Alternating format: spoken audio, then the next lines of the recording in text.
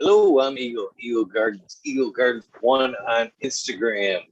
And this is fucking Talking Shit with Eagle, episode 405. Hopefully, you guys had a great Saturday. I have had a great Saturday myself. Tonight, I've got a good treat for you. In fact, I've got a Krispy Treat's kitchen for you. A Michigan edibles maker and grower. How you doing tonight, Carla? You want to go ahead and tell us how you're doing and where we can find you? Yeah, we're doing fantastic. Thanks for asking. Right now, you can find me in Morley, Michigan, but generally, I'm over in. I hang out over in Emily City. We make a lot of edibles, do a lot of different stuff, infusion.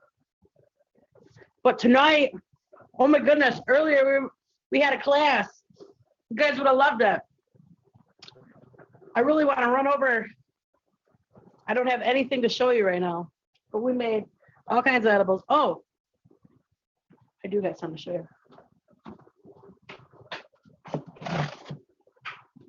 Sorry. You're fine. Alfredo sauce. Straight from the cow. All infused. That's it right now. But it was good. It was delicious. That's what we made last night for dinner. And everybody passed out. That's funny. Yeah. Is it? Is that the key to dinner? Oh man, everybody passed out. My daughter loves her some Alfredo too. She would probably love that stuff.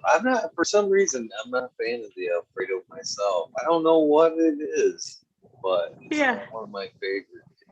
But she can't get enough of it. She don't even care. When it's time for her to pick dinner, she's like, I don't care, don't eat. Her and I would get along fine.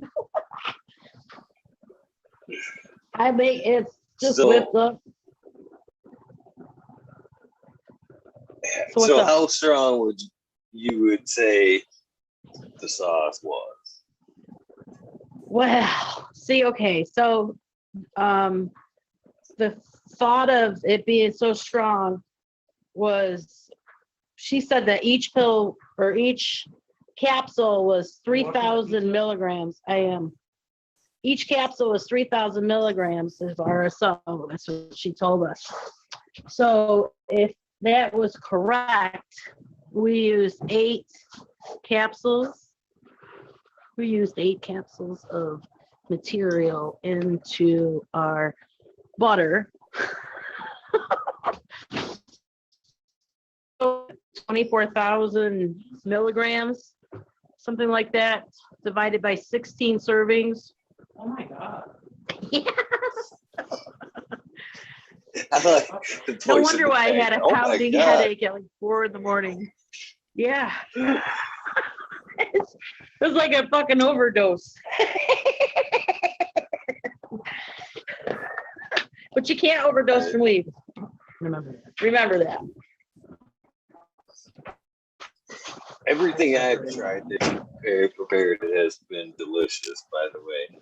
And I believe the last time that I seen you was in Clio, and we were at a Clio cultivation thing, and you were inside making meatballs and some other stuff, and we were like camped out right outside in the rec area there. And it was kind of driving us nuts all day, smelling that delicious cooking. And I believe Smiley's Gardens, who's a good part of the channel here, before they left, him and his significant other picked up some meatballs, and she ate one on the way home and was knocked out mid-ride.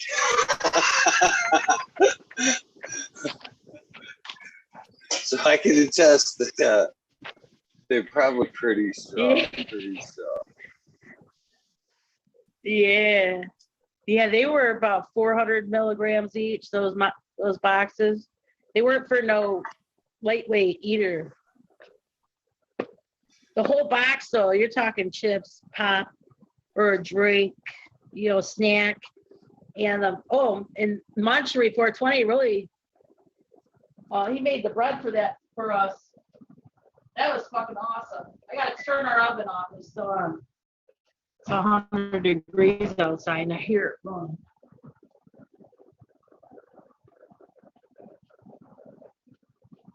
Yeah, our meatballs are homemade, hand rolled, and my grandma taught me how to make them when I was a kid. She was like, do it. So I was chopping onions and parsley, everything that she gave me to chop up, garlic.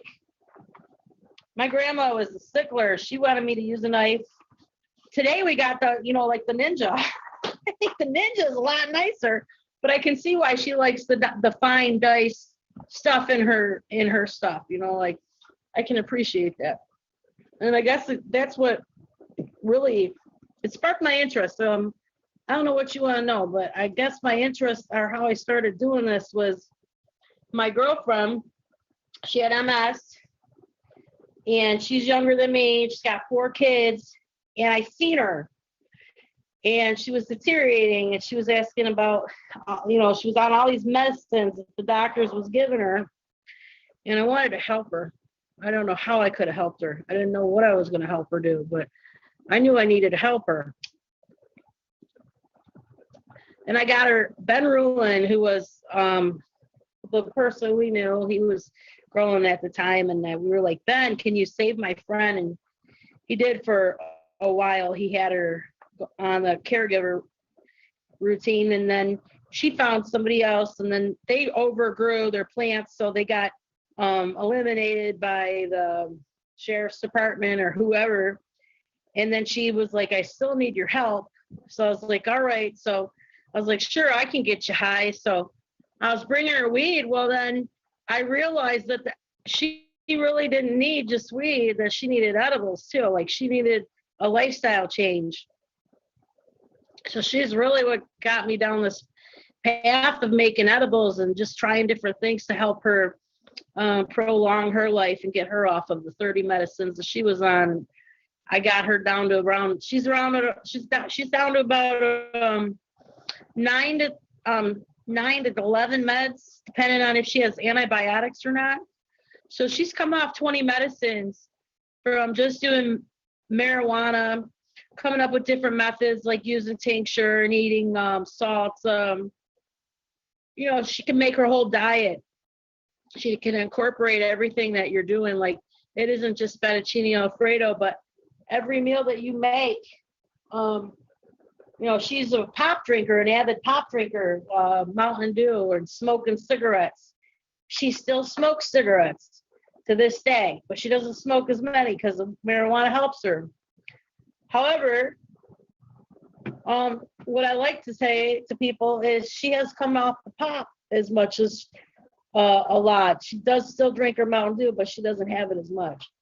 And the medicine has really turned her skin from gray to absolutely beautiful. Like she looks so much better these days because she's using marijuana and something natural in her life. So it really makes a difference when I go to see her and I know it works and then our methods are working.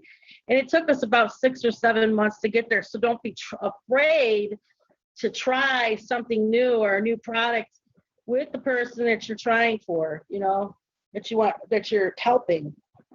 Because maybe some days she needs a little more medicine in her life than other days, like because she's hurting or having more issues. So she would use just a little more medicine on those days to get her through whatever she's going through. And I'm just happy to help her. And I'm always just looking for new methods or new ways that I can just get it into her system. And that's how I really got started. I thought I was just going to get high and smoke weed, but it turned to left. We turned to left down the street and never came off. We just went, wow, boom, boom, boom, boom, boom, and took off from there. Did all kinds of infusions and stuff. It's it's funny how it can really take a turn like that. It like just be fuel for your cannabis journey there. You know, that's the same thing with me. I found in the beginning it was, you know, I took on the medical side for myself. Well, I was growing anyway. But it sure was nice to get that medical license to help take off that feeling. And once I, you know, had actually got a couple patients where it was medicine to them, and I seen the impact, it can change everything for me at that point. And yeah, I can totally understand where you're coming from with that. And by the way, I'd like to tell you, out of everybody that I've ever tabled with at the GC3 there, you've been one of my favorite table partners there. You're always so chipper and fun to spend the day with when Yeah. I thank you for that. Yeah. You know, honestly, I have to thank God and my parents and everybody that has played a role in my life, you know, for that purpose, because, you know, I have 40 or 37 seizures a day, whatever. The Michigan neurologist tells me I've got like 40 seizures a day that nobody ever knows that I'm even going through. And nobody ever really sees because they're focal, or I might just misplace my words or stuff like that. And cannabis has helped me too. And just by being, you know, I feel like I'm a better person because of the people in the cannabis community, and because I can be myself, and I don't have to go, you know, it took me a long time to be comfortable in my own skin, if that makes sense. And, you know, the cannabis community has actually helped me realize who I am. And because I was always about cannabis, and I always, even before I knew I was going to help my friend, I was always like, yeah, cannabis, I love it. Oh yeah, it's so great. So it really has played an impact role in my life. And because I got away from cigarettes, do you know that it helped me quit smoking cigarettes? And then it's helped me do so many things that I can't even express, and how grateful I am. And just even you telling me how nice I was to you, and having a nice booth. It's beautiful to hear, you know. I'm almost emotional about it. So thank you so much for that. And you're a beautiful person for wanting me to come on your show, you know, and I really, no, I truly mean that. Not many people will ask you a couple times to do something, and you've asked me a couple times to come on your show. So I am appreciative, and I know that you are too. So I want to thank you for that. Well, I would, you know, and I'm not bullshitting you here. I mean, I seen, we've both seen, I'm sure. Or so you get out to a lot more events these days than I do. I mean, you see a lot of people at them clubs that are there for the right reasons, and there's a lot of people there for the wrong reasons. Standing at the end of them tables, pacing, just trying to collect dollars. And what struck me the most about you was you were very passionate about what you were doing right off the bat. You were one of the only people I talked to at that point, and that's, you know, 4 or 5 years ago, something in that area, that was actually giving a shit about CBD, and was one of the only people I knew that was growing it at that point. Which struck my interest and showed me that you were actually, you know, passionate about what you're doing. You're not growing CBD if you're not trying to help people. And that you know, that was something that I remember. You know, I remember the people that are passionate about what we do. And like I said, every time I see you at the event, you're right there, off bright eye, bushy tail, you know, and that's awesome. And that's what the cannabis community, it's a good representative of what the cannabis community is. And so it's, you know, it's not my pleasure to get you on, to be honest with you. Yeah. So I'm interested in to hear the complete story. So, you know, besides when it took a medical turn, when was your first time with cannabis? When did it all start? I mean, besides, I mean, you told us when the medical side started, but when did it all start? Wow. And Melissa Lyons, she, you know, and you wouldn't even believe it was her. Well, see, my parents, they always grew weed, or they didn't grow weed, excuse me. They always had access to it, I guess. You know, and they were slinging dope, you know, for so somebody, I don't know who, but you know, I just remember as a kid having it in the house, and it never really affected me. Like it didn't, you know, like it wasn't a big deal. And I never seen my mom or dad doing it, I guess, but I always knew that it was there, if that makes sense. So I'd been around it, and the first time I ever did it was with Melissa Lyons up the road, and we got high as heck. She was like, honestly, it was a purple flower. She kept saying, "Oh, we're gonna smoke this purple weed," and I'm like, "All right." So, you know, and here I'm like, "Yeah, okay." Like I've seen weed, okay, my whole life. I've seen it, and now comes the day that I'm gonna smoke it. And we pull up in this trailer park. I'm in the back seat. I'll never forget it. Her friend was driving. I don't know who he was, but they pull up in this trailer park, and I remember going over the big hump because it was like this big bump. And the bump. It was like somewhere in Algonac, Michigan, that we got this weed at. And they were passing the bag around the car, and I remember the bag got to me, and I was smelling it. It looked like it had red, dark red hairs and purple hairs from what I remember. I'm looking at it, and I'm like, wow, that's pretty beautiful. And, you know, I'm smelling it.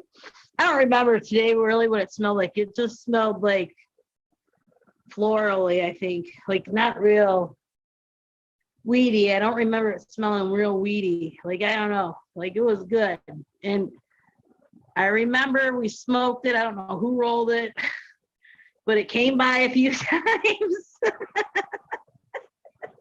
And I liked it. I was like, wow, this is really great. When we got back to her house, it must have been an indica, because we got back to her house and I fell on her bed. I remember her saying, "Don't let my mom see your eyes."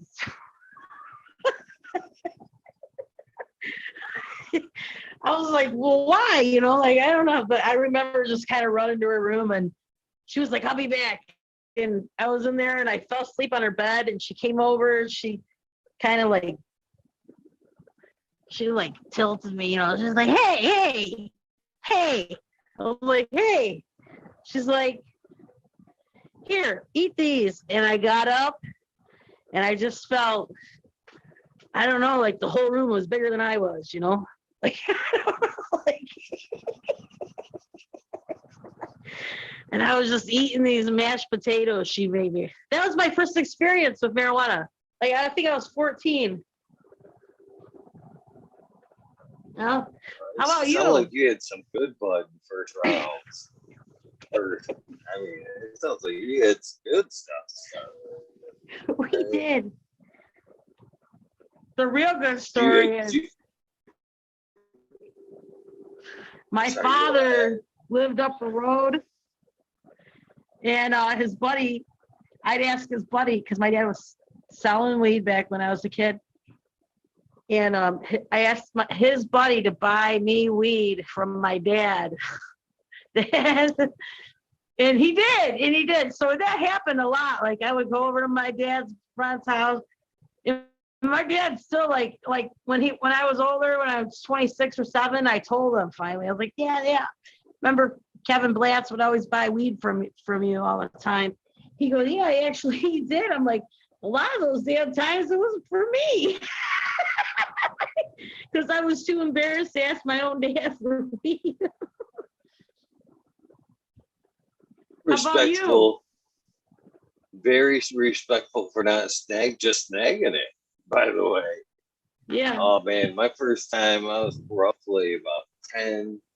I had snagged some out of a garbage bag out of my dad's closet. I sat in his car while he was out and with the windows down and smoked that thing and just as loosely as I could roll it and say it was rolled and sat there smoking it.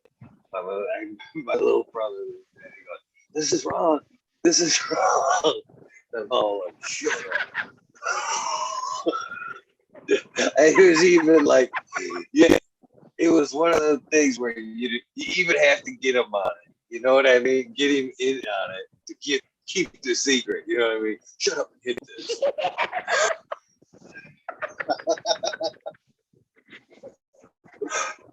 Now we both got high. Now you can't say shit.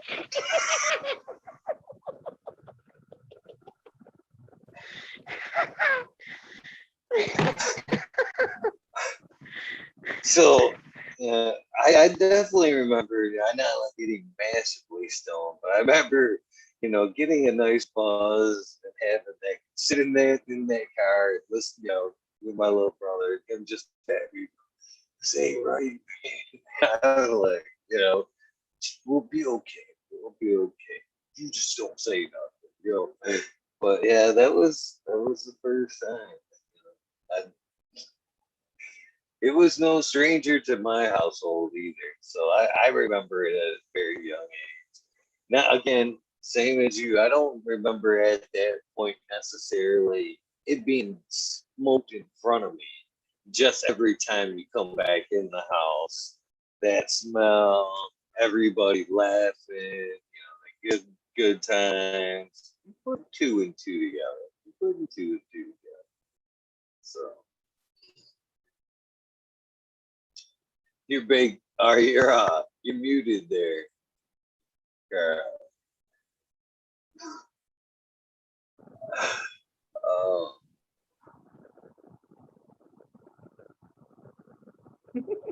So when was the next time? How did it keep going after that? I mean, Oh my God. Yeah. I mean, I can recall. Oh my God, I can recall. Oh my God, the kids up the road. Oh my God, Dwayne Black, I'm calling your ass out.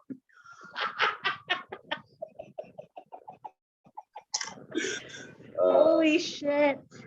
We were in the backyard smoking, we were like homemade bonging it out of like 2 liters and Coke cans and, like just everything.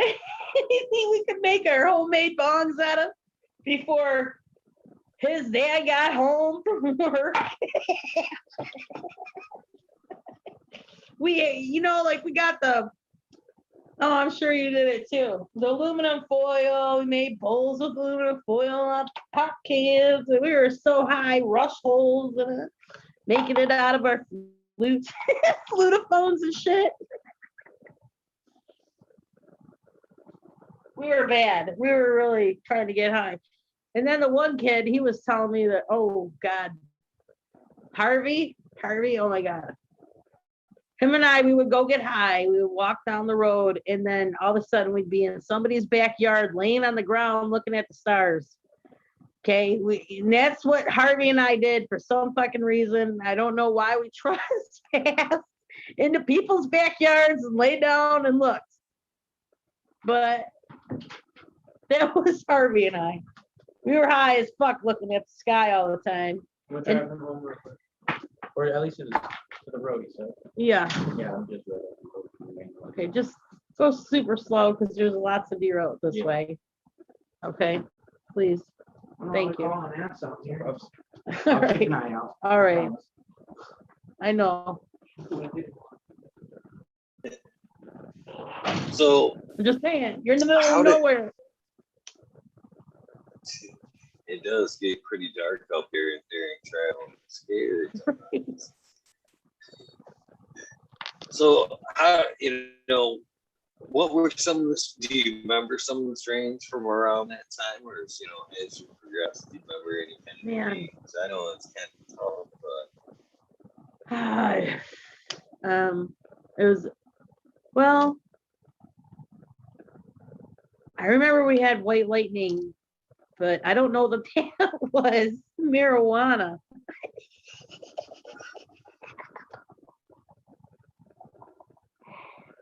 I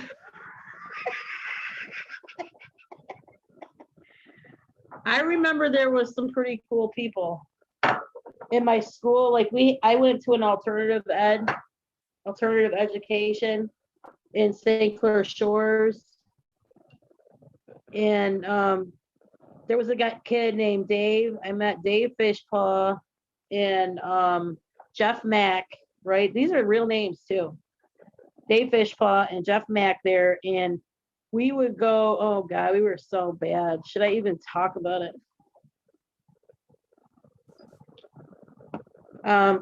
They would have me drive them to Kmart's. And we could be some of the reason why Kmart's closed, I guess. If that makes sense. They used to go in and they would take, okay, first it started with baby outfits. And I don't know where they got the idea, but they would steal these baby outfits and then they would take them back to a different Kmart. They used me for their transportation. Return the baby outfits, okay, at the different Kmart that they just stole from a different Kmart. And then we would take that money and go get weed.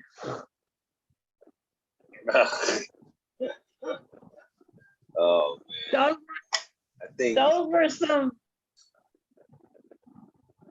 Those were some times, okay. And then it got so bad that they were stealing calculators because he goes, oh, calculators are easier to steal. And then one day they got caught. So that's how they were slanging to get their dope up. And remember the little dime bags they would stuff? Oh, yes, I do. Man, we would get high on that. It was $5 or $10. I don't remember any names. We were just high. I'm happy to get it. I want to say somebody kept saying it granddad, but I don't know if that was it, like granddad, if it was always that, like I think sometimes it changed. It was whatever we could really get. I mean,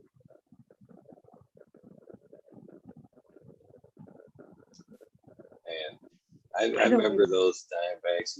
I didn't necessarily always get them that way, but it was always to the point where if I had to get them, I was always glad to get them because usually that's all you can fucking find. Yeah. You could be like, yeah, get it in. Yeah. So for most times, it was pretty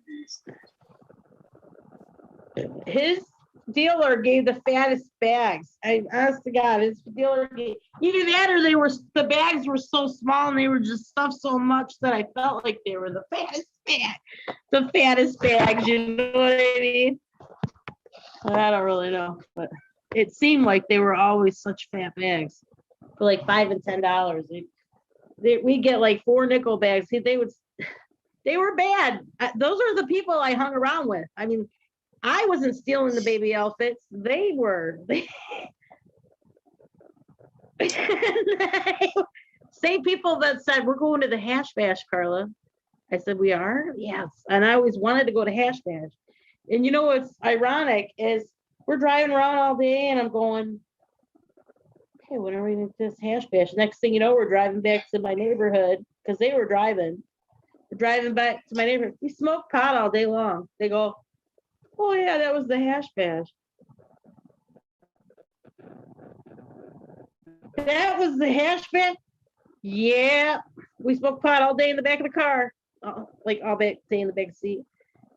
I never went to the Hash Bash till just a few years ago. And then the next year it was like COVID. Oh, that was probably the year I seen you with my daughter, right? Was that for your first year? Only year I've ever been to Hash Bash. It was probably the year I seen you. Lex is in chat. My middle daughter there. She's a little cannabis weed nerd. She's I'm proud to have like a Oh. second gen weed nerds in the family. Yes. Never thought in a million years that we would be to this point in cannabis. You know what I mean? Period. Yeah. Much less, ever to think it could be a multi-generation thing where, it gets passed down or whatever. We're on a different time. The thought of something like that is super cool. Super cool. Doing something that they can possibly love and live a good life. You know what I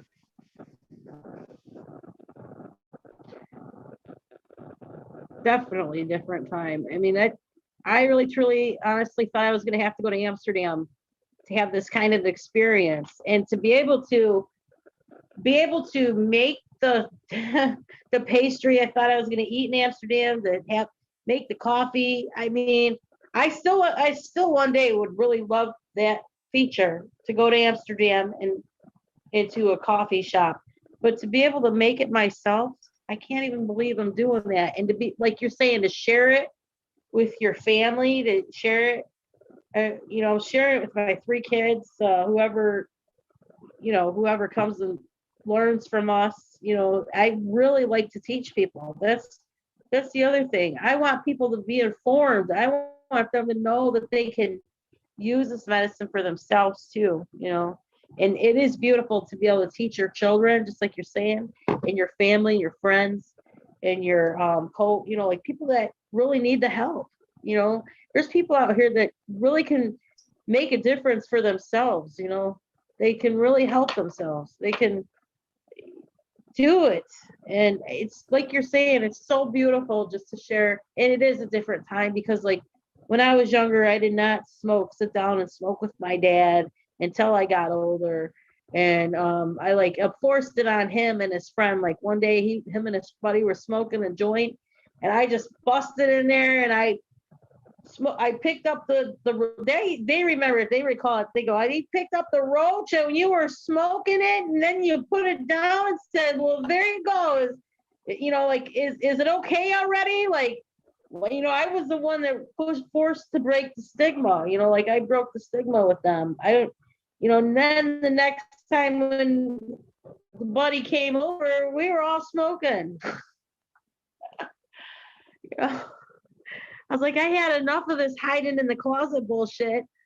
I am an adult now. You guys can smoke with me already. It's okay.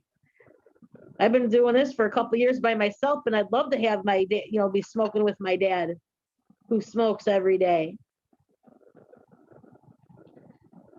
So I always thought I would do it, and my kids, yeah, and they did. They were like, Mom, my kids smoke weed, so I enjoy what they do. I helped my son. They said that he needed ADHD medicine, and he was selling it to the cousin anyway. Okay, he was selling it to our cousin or his cousin, which was crazy to me. And my son was only like 13 or 14. So when he would get his medicine, he wasn't even taking it anyways, because he said he didn't like the way it made him feel. So I started giving him edibles when he was younger, and it helped him. And then he was going to school, and he was pretty, stoned or whatever. The teacher call and say, oh, he's falling asleep. So I had to back off the medicine that I was giving him. And then I just made him smoke a joint. I was like, smoke a joint. And he would smoke a joint, and then the school would call and say, he smells like weed, we got to strip search him. I go, I don't care. I go ahead and strip search him. I'm the one who gave him the joint. I go, he doesn't have any more weed on him. No, he doesn't have any. He's not stupid. He brought it to school one time and got expelled. So he wasn't silly enough to make the second mistake twice, and then he finally, I think smoking weed has helped him tremendously. He's gone from being very excitable, to being very calm. So I really feel like and he's 18, so he controls it. He knows when he wants to smoke it. He's all in control of whatever he's doing. And I really think that it's much better for his life. He hasn't been on any kind of medicine from the doctors or anything like that since he was selling it to his cousin. And he was only taking it for like probably a few months before that, because he told me that I was giving him melatonin and because they wanted him to go on these psychotropic medicines when he was 5 years old. And I was like, the hell with you. I tried them, and then they made my son drool, and then the doctor goes, oh, he'll have to get used to that. And I'm like, this isn't even my kid anymore, and I'm not gonna have him get used to drooling all over the place. I can't watch my son do that every day. Told the doctor, I said, I've watched him 3 days in a row do that. I go, there's no way I'm gonna watch him a fourth. And they go, you can't take him off this medicine right away. You can't. I said, he's only been on it for a week. I said, I'm not giving it to him anymore. He'll get used to it. I go, he's not gonna get used to that. Not doing it. And then when he got older, he wanted to try it. And he didn't like it. He didn't like the way it made him feel. He said for a little while he did. He goes, ooh, I got high off of it. He said he got high on the medicine that the doctor gave him. But this is a natural high. And I totally agree with you, Eagle, that our kids need to be more focused on, and more families need to be aware of for getting to hear what those doctors have to say, because they're just practicing our beautiful children here. And when they want to give us for instance, I feel that for instance should be a natural medicine, and I don't know why they don't choose more natural sources instead of pills, pills. It just doesn't make sense to me. You're supposed to, and then you're going to a psychologist for help, and then they're just going, oh, here, take these pills and we'll see how you feel in 3 months. I don't know. I'm sorry I'm going off on a tangent about it, but I really feel like if my son was to go down that path, it really could have hurt him. I've seen people go down that path and have those, those drugs. And when they get older, they're not good for it. Like their mind isn't right. They're slower. I'm not saying that they're not right. Okay. I shouldn't say that.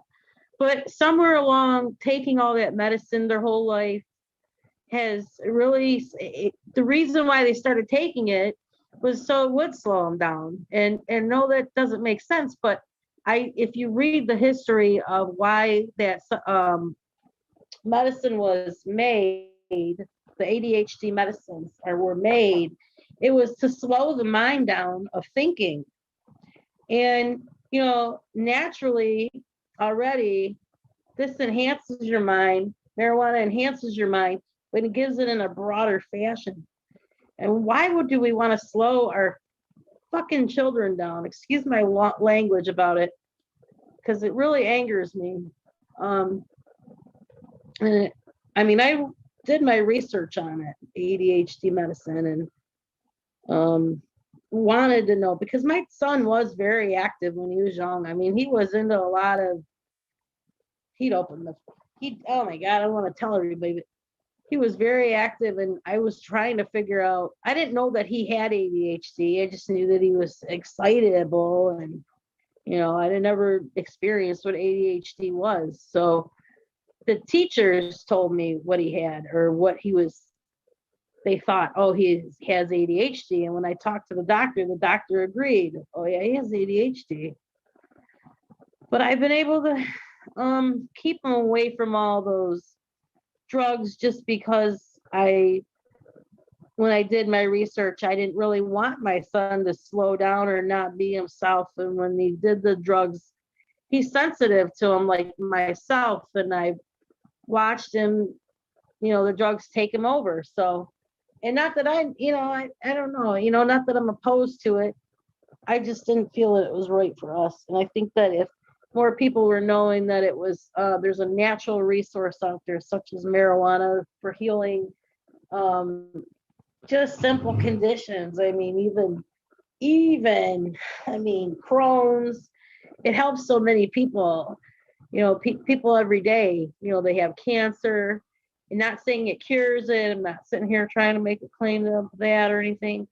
But I know people who are in end life cancer and they're taking marijuana every single day and they're happy. They're not in pain. Yeah, they're doing hot or they're not feeling real good.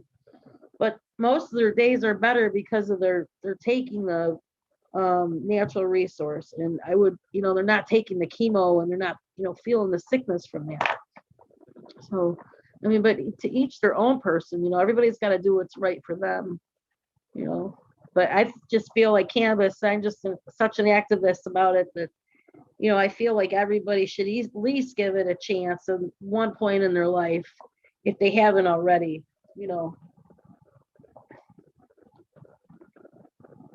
I completely agree, man. I watched those very same drugs in the very same incident that you're talking about, where down my stepdad, the gentleman that raised me for a good portion of my childhood there, and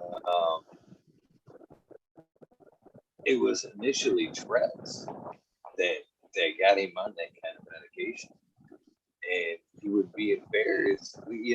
His friends, family, you know, he thought he was always embarrassed by, with the Tourette's.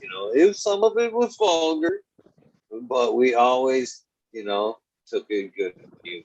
We never, made him feel awkward about it or whatever.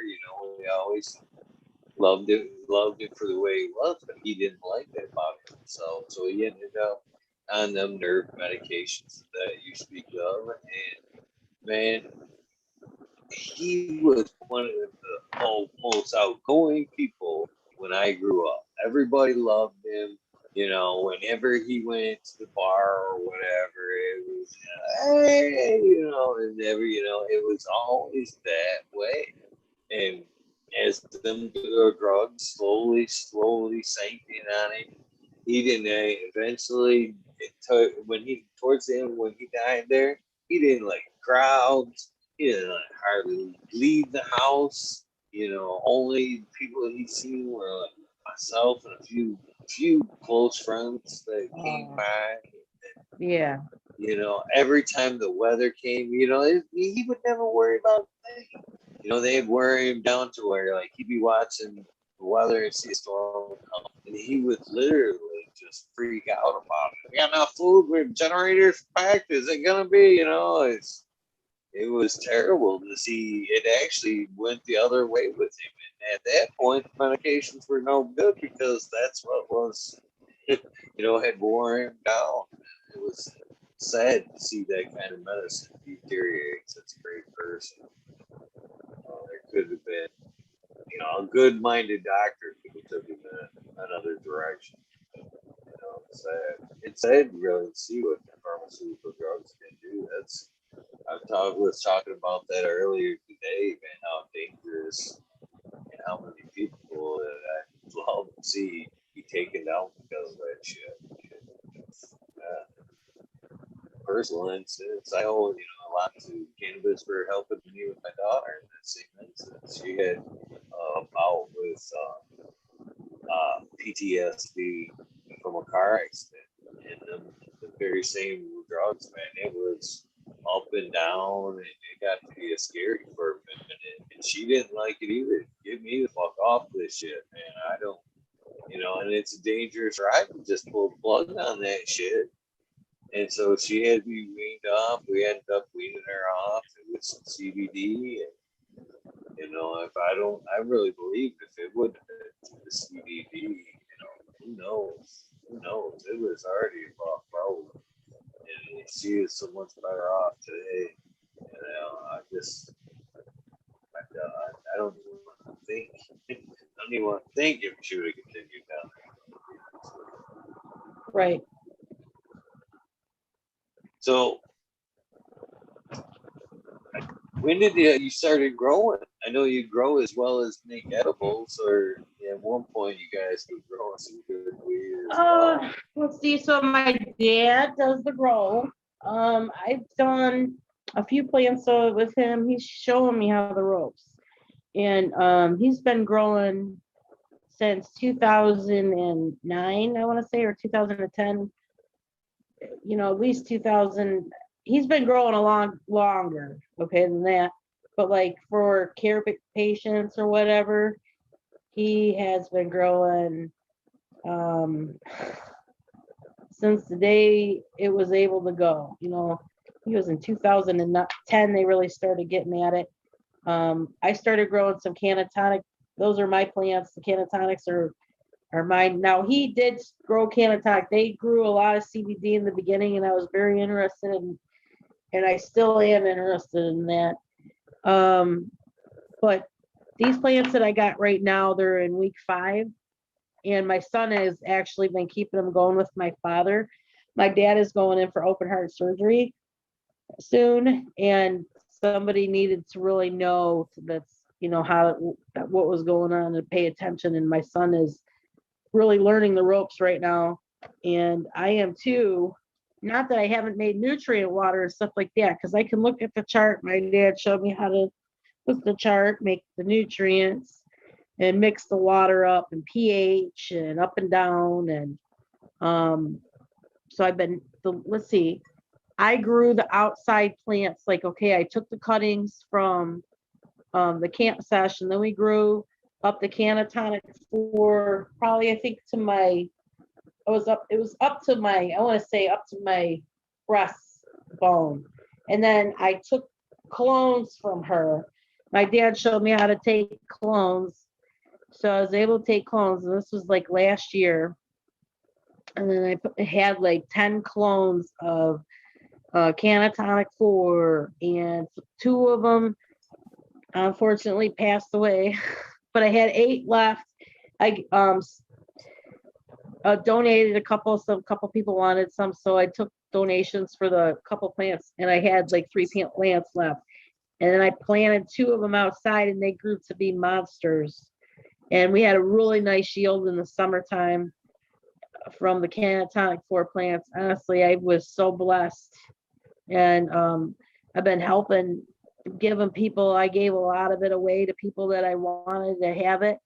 And I still have a couple people that I'm intending to give some to, because they're the ones who helped me obtain the plants. So I'd like them to try the product as well. Matter of fact, this right here, we just did a runner outside, and before I went, I just got back from Vegas like 2 days ago. But we just did a run of her canatonic 4, and she comes out sappy all the time, even when we had her before. But this one's, oh my gosh, you guys, this is beautiful. I don't know if you see it well or not, but this is a piece of her. This is a piece of our canatonic 4.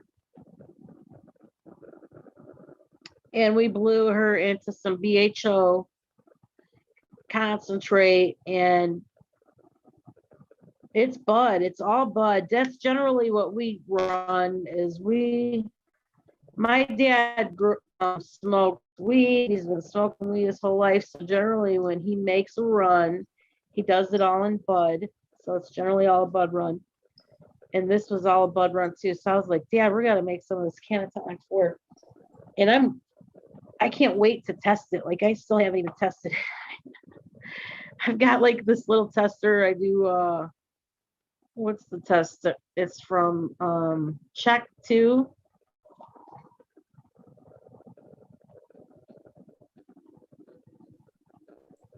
A T-Check 2, I want to say.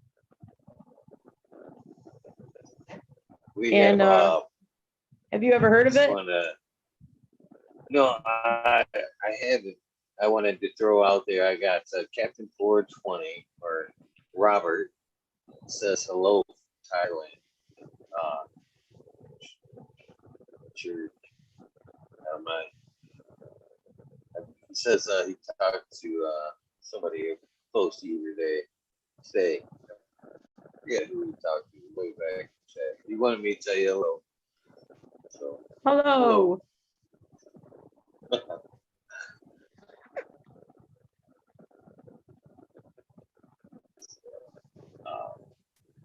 oh, my daughter wanted me to tell you those. She remembers. A couple times at table with you. She's had the Cheez-Its, and then when we seen you at the Hash Bash there a few years ago, you loaded her up with some stuff as well. She wanted me to check it. They were delicious. She greatly appreciates it. Just a couple relays from Jack there. Oh, I'm glad. I'm glad. Hello. I'm glad you enjoyed it. I'm glad we could do it. So,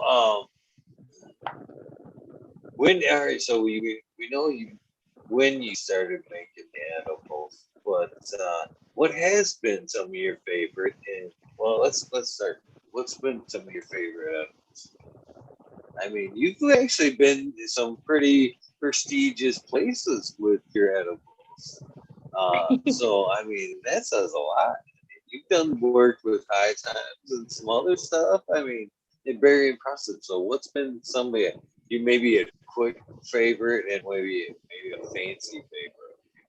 What's been nice about all this is I've been able to help teach and be taught, if that makes sense. Like let's see, my favorite edible. Oh gosh. I would say the funnest one to figure out was how to make the sugar.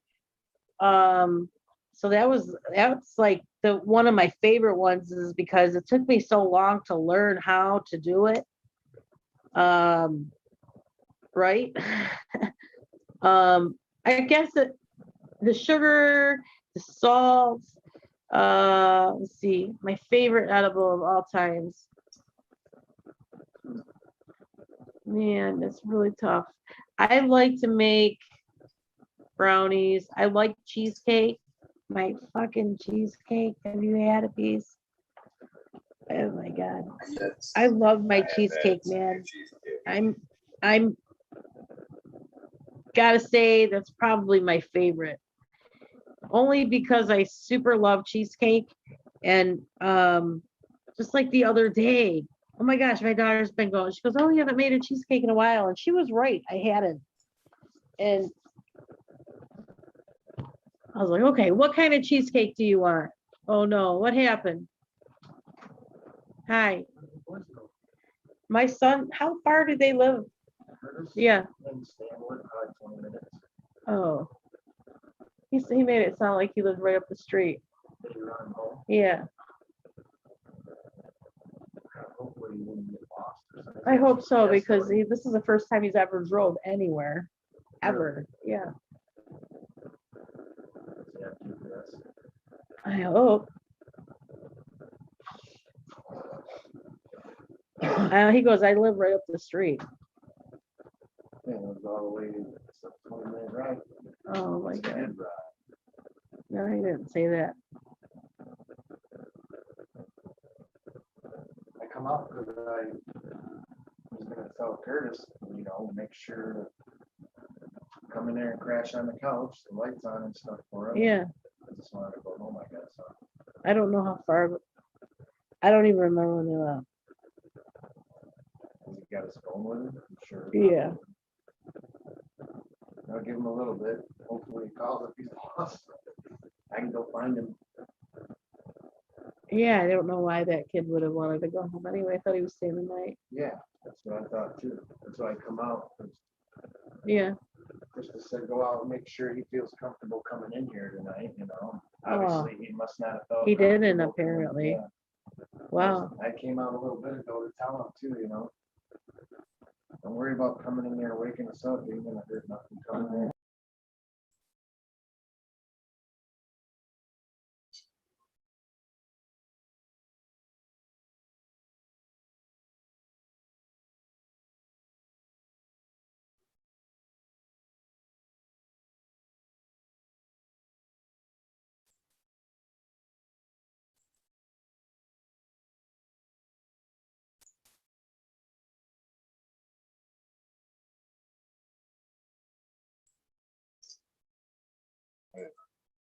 Can you hear me? You're muted.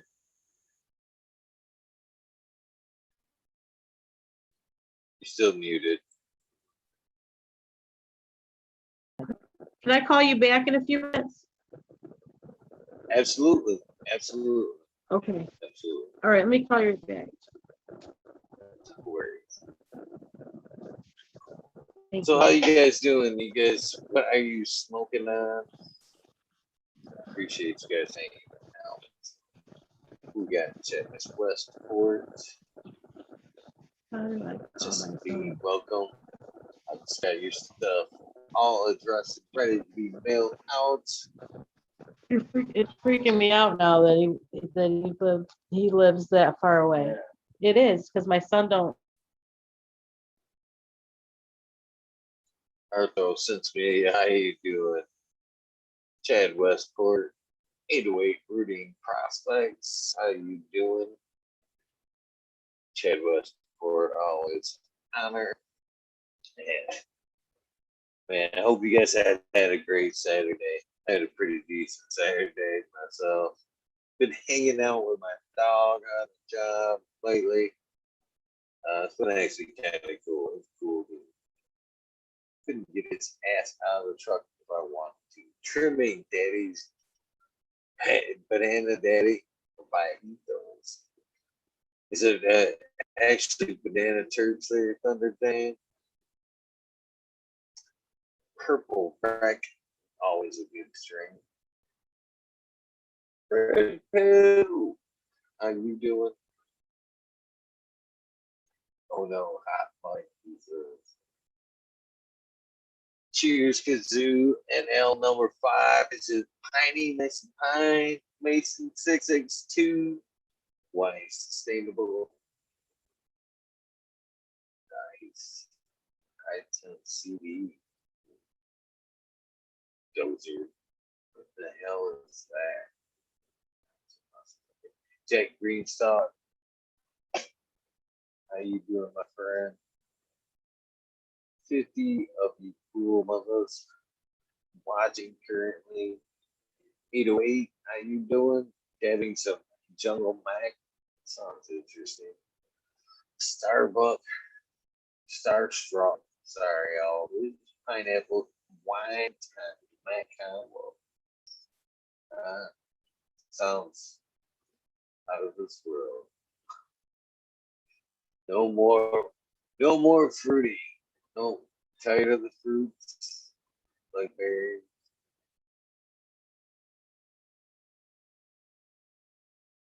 Let's see. Oh, it's 25 American. How you doing?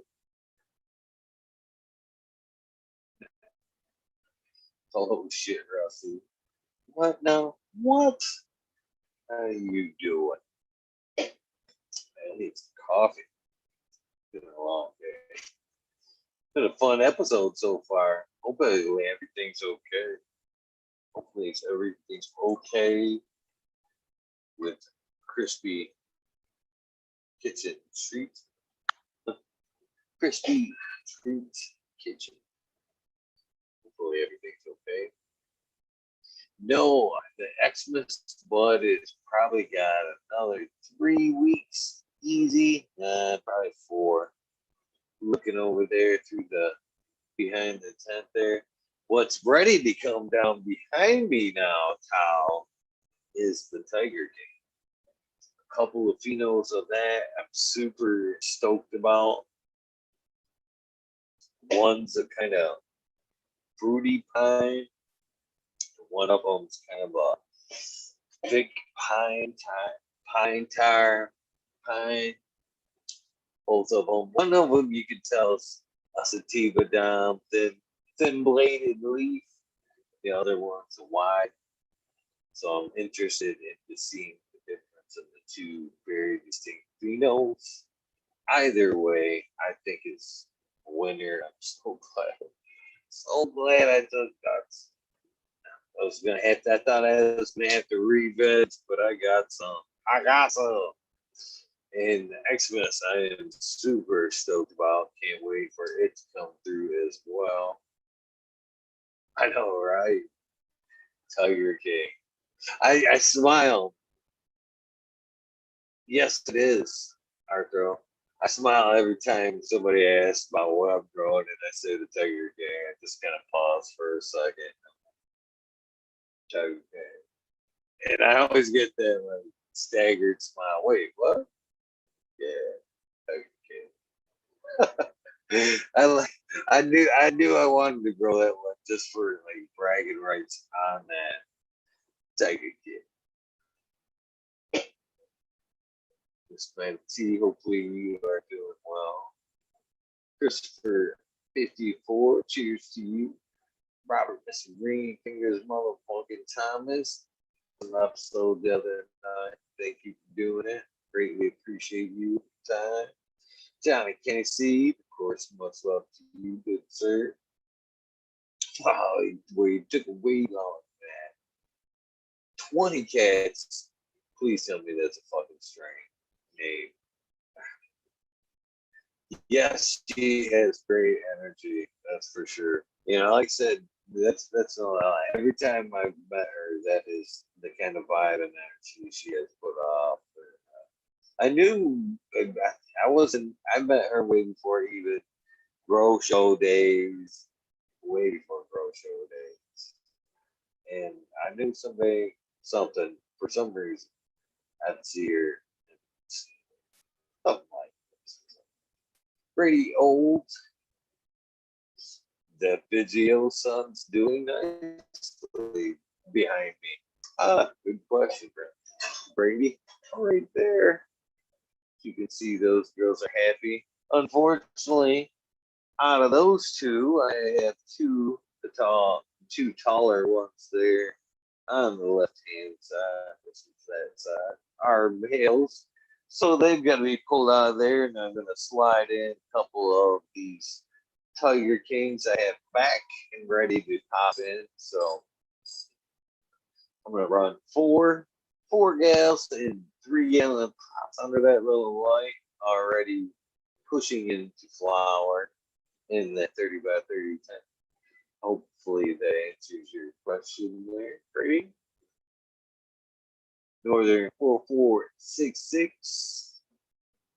Can I ask why you leave the tents open? Control heat and to allow a greater airflow. One, I feel since I'm not supplementing with CO2, I'm better off with a greater airflow, well, ambient, which is ever moving here in the room. And I think it works out. The loss of reflectability of the fourth wall there, I think, has benefits with greater benefits with aeration and temperature. So that's why we remote. I don't mind opening and closing at the time, appropriate times. But they are set up to, if I had to, if I'm not here on time, it would not overheat with those 2K in the background. Just ordered 2 after seeing it unboxing. For the price, decent little light. I was greatly impressed. I actually was kind of impressed with these LED glasses. I know it's all kind of quirky about that. The green shade really, I like the plants do look a lot different with the green shade instead of the classic blue HIP. These glasses look cooler. Oh. What else you guys want to talk about since we're playing open mic, hang out a little bit? I actually kind of miss this kind of episode one-on-one hangout time. Tell Miss Carla, hopefully we can come back with good news that everything is okay.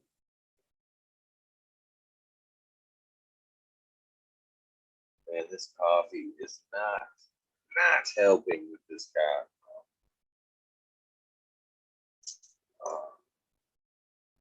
So, other than that, let's see here. We got Bloom Plus supposedly coming to the garden. If I can work out a few kinks with them as well. They are supposedly sending over a couple of the BP 4000 light fixtures. I guess we'll talk about that since we have a little bit of time, a little bit of room to talk about whatever sex comes around. Oh, there's a lot we can talk about there.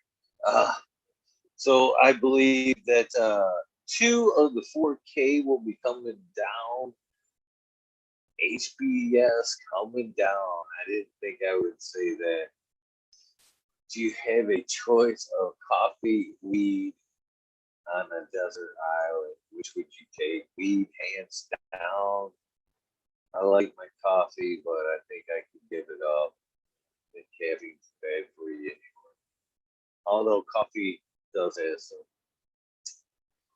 therapeutical benefits. I've actually heard it has flavonoids that are anti-cancer properties as well. So, favorite edible. Ooh, I think the Buckeyes are some of my favorite edibles, which are like the peanut butter balls that are surrounded in chocolate. Are usually pretty good. Kind of like Reese's Pieces, but in a ball. What else? Man, I can get some good cakes. I've had good cakes and cheesecake, of course. I don't know. That's a toughie. I'll take any edibles. Ooh, salsa. Some medicated salsa was probably one of my all-time non-sweet edibles. It's good tacos. So I don't know. That's, either way, it's a tough call. Good conversation. For one. I'm down with one 600 HPS. That's not bad, man. 600 intense will still do well, man. 600s were the grower's choice for a very long time. Some say that better output than 1,000 if you know what you're doing. Let's talk about bro science. 48 hours in the dark, for against. I'm against it. I'm against it. For one, I've never seen any great evidence that it's doing anything. No turf production. I stress my plants anywho to the very end. So I'm kind of worried more about the plant production with molds and humidity and all that good shit in the dark for 48 hours. And I would be worried. I'd be more worried about molds shit than I would be trying to gain that little bit of trichome production or terp influence. I'm against. That would be my thoughts on that.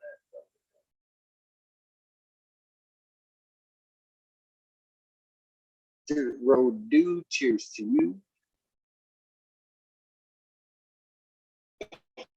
That's evil prospect coffee. Or you shouldn't pit them against each other. You're right. I wish I could play a little music guitar for trying to banter without a little background or something. Oh, I guess I could play some right here. You guys won't hear it, but it helps me a little bit. That's fucking funny shit right there. Cheers, you guys out here. Black Cat 420. What are you doing? Cheers. Red Pill, how you doing? Would you rather have bugs? Hold on, let me read this. Would you rather have bugs that grow out of your head? What? Or dabs that run from your nose? That's an unfair question. I don't want either. Either are bad. Bugs that grow out of your head, that's just scary shit. I think I would rather have the dabs running out my nose. As gross as that is. Dabs running out my nose. Black Cat 420, cheers to you as well. Cheers to you as we heart throw sensitivities out. No filter. Justin B, I got your package ready to go out as well. Carlos back. Hopefully.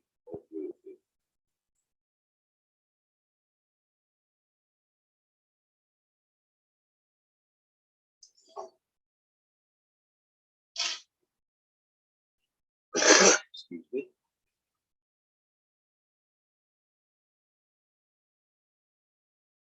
Oh, yeah, 2 minutes still at 20.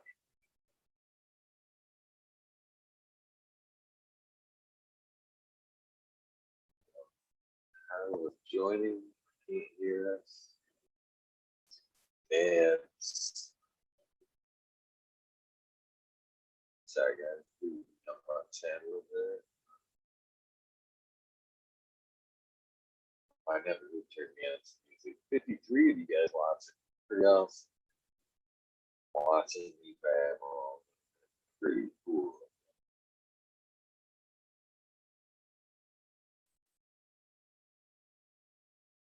Man, you know, this take it for what it's worth. I'm not afraid to laugh at myself. Fucking 1,000,000 to 1 shot. Cause brushing my teeth before the show. Go to mouth, rinse my mouth out with some mouthwash, and as I'm setting the bottle down, somehow or another, a small drop flies out of the bottle and gets me right in the corner of the fucking eye, and it has been bugging me ever since. I tried to rinse that shit out, and it did not help. Man, I even like walked in the other room. I was like describing what happened. I'm like, how does that even happen? How does that even? I don't think Carla is connected. Can you hear me, Carla? Is your everybody going? Gus Groves, I have not said cheers to you. Cheers, my friend. The Jeff Rowe 42069, brother. I had a chance to just briefly skim over your email. I'm sorry I did reply back, but it wasn't a proper reply. Got one eye open. Before I ran out the door, replied, but I promise I will get back with you. Ross, UFA. What's that stand for, Ross? Cheers and welcome to the show. I do shit. Yeah, it's a little embarrassing too. Fat Dad Eagle time. I wish I don't have nothing to dab on, I don't think, man. It's been a minute since I've taken a dab. Let's see, I may have something. I don't know where I've been listening to a little Cottonmouth Kings in my ear there since I can't play it on the air. Okay. Ooh, smells like pepper. Six packs, so cheers to you.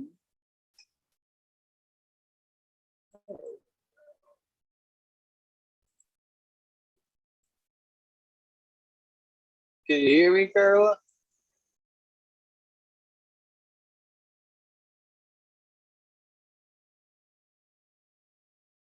I can see you, but I can't hear you.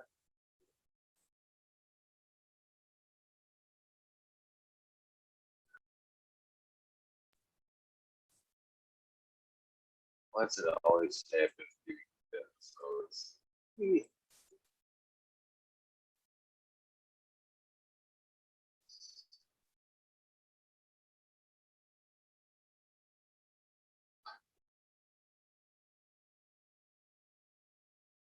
Cheers. Oh, there we go. I can hear you now. All right, I did it. We're back. My son's home. He's safe. He made it. Thank goodness for that. Thank because of that.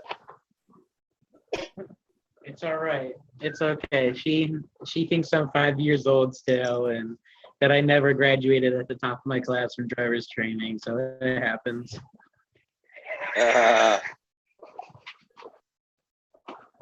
Well, there's love you can never diminish. It'll never go away.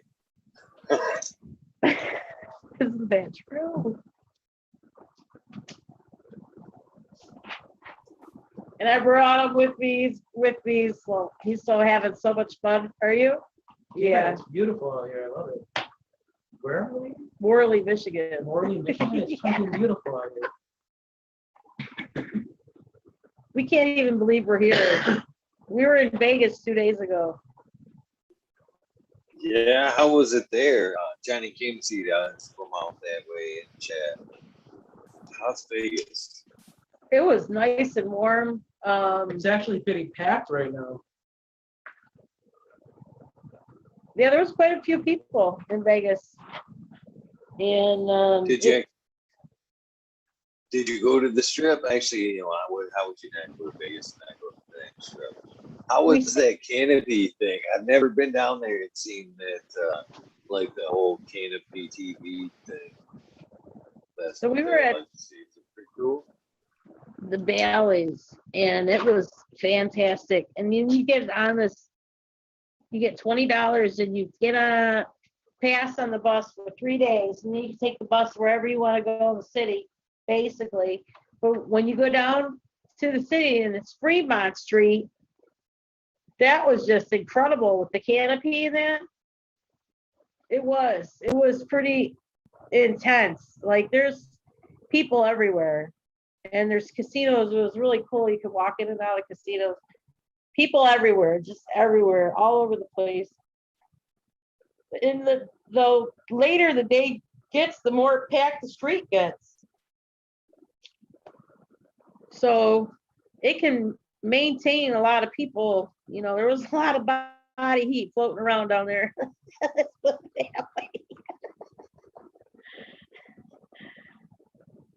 Very exhilarating to be there. The city needs a lot of help. There's a lot of homeless people there that that they don't talk about. Even the people in the city that live there will say that on the bus. Oh, that's the side of Vegas they just don't show you. The homeless rate is unbelievable, and the people really need a lot of help there. And there's a lot of people that are It would cost walking a lot of around. money to help those people, though. There's over 3,000 of them. Yeah. You can only help so many. Yeah, but this city still needs help. There's a lot of people there that are very lost, and it really makes you appreciative of your so what's going on in your life. I mean, maybe. Especially if you're feeling unappreciative of what's going on in your life, go walk down the strip of Vegas, and you will feel much better about what's going on in your situation.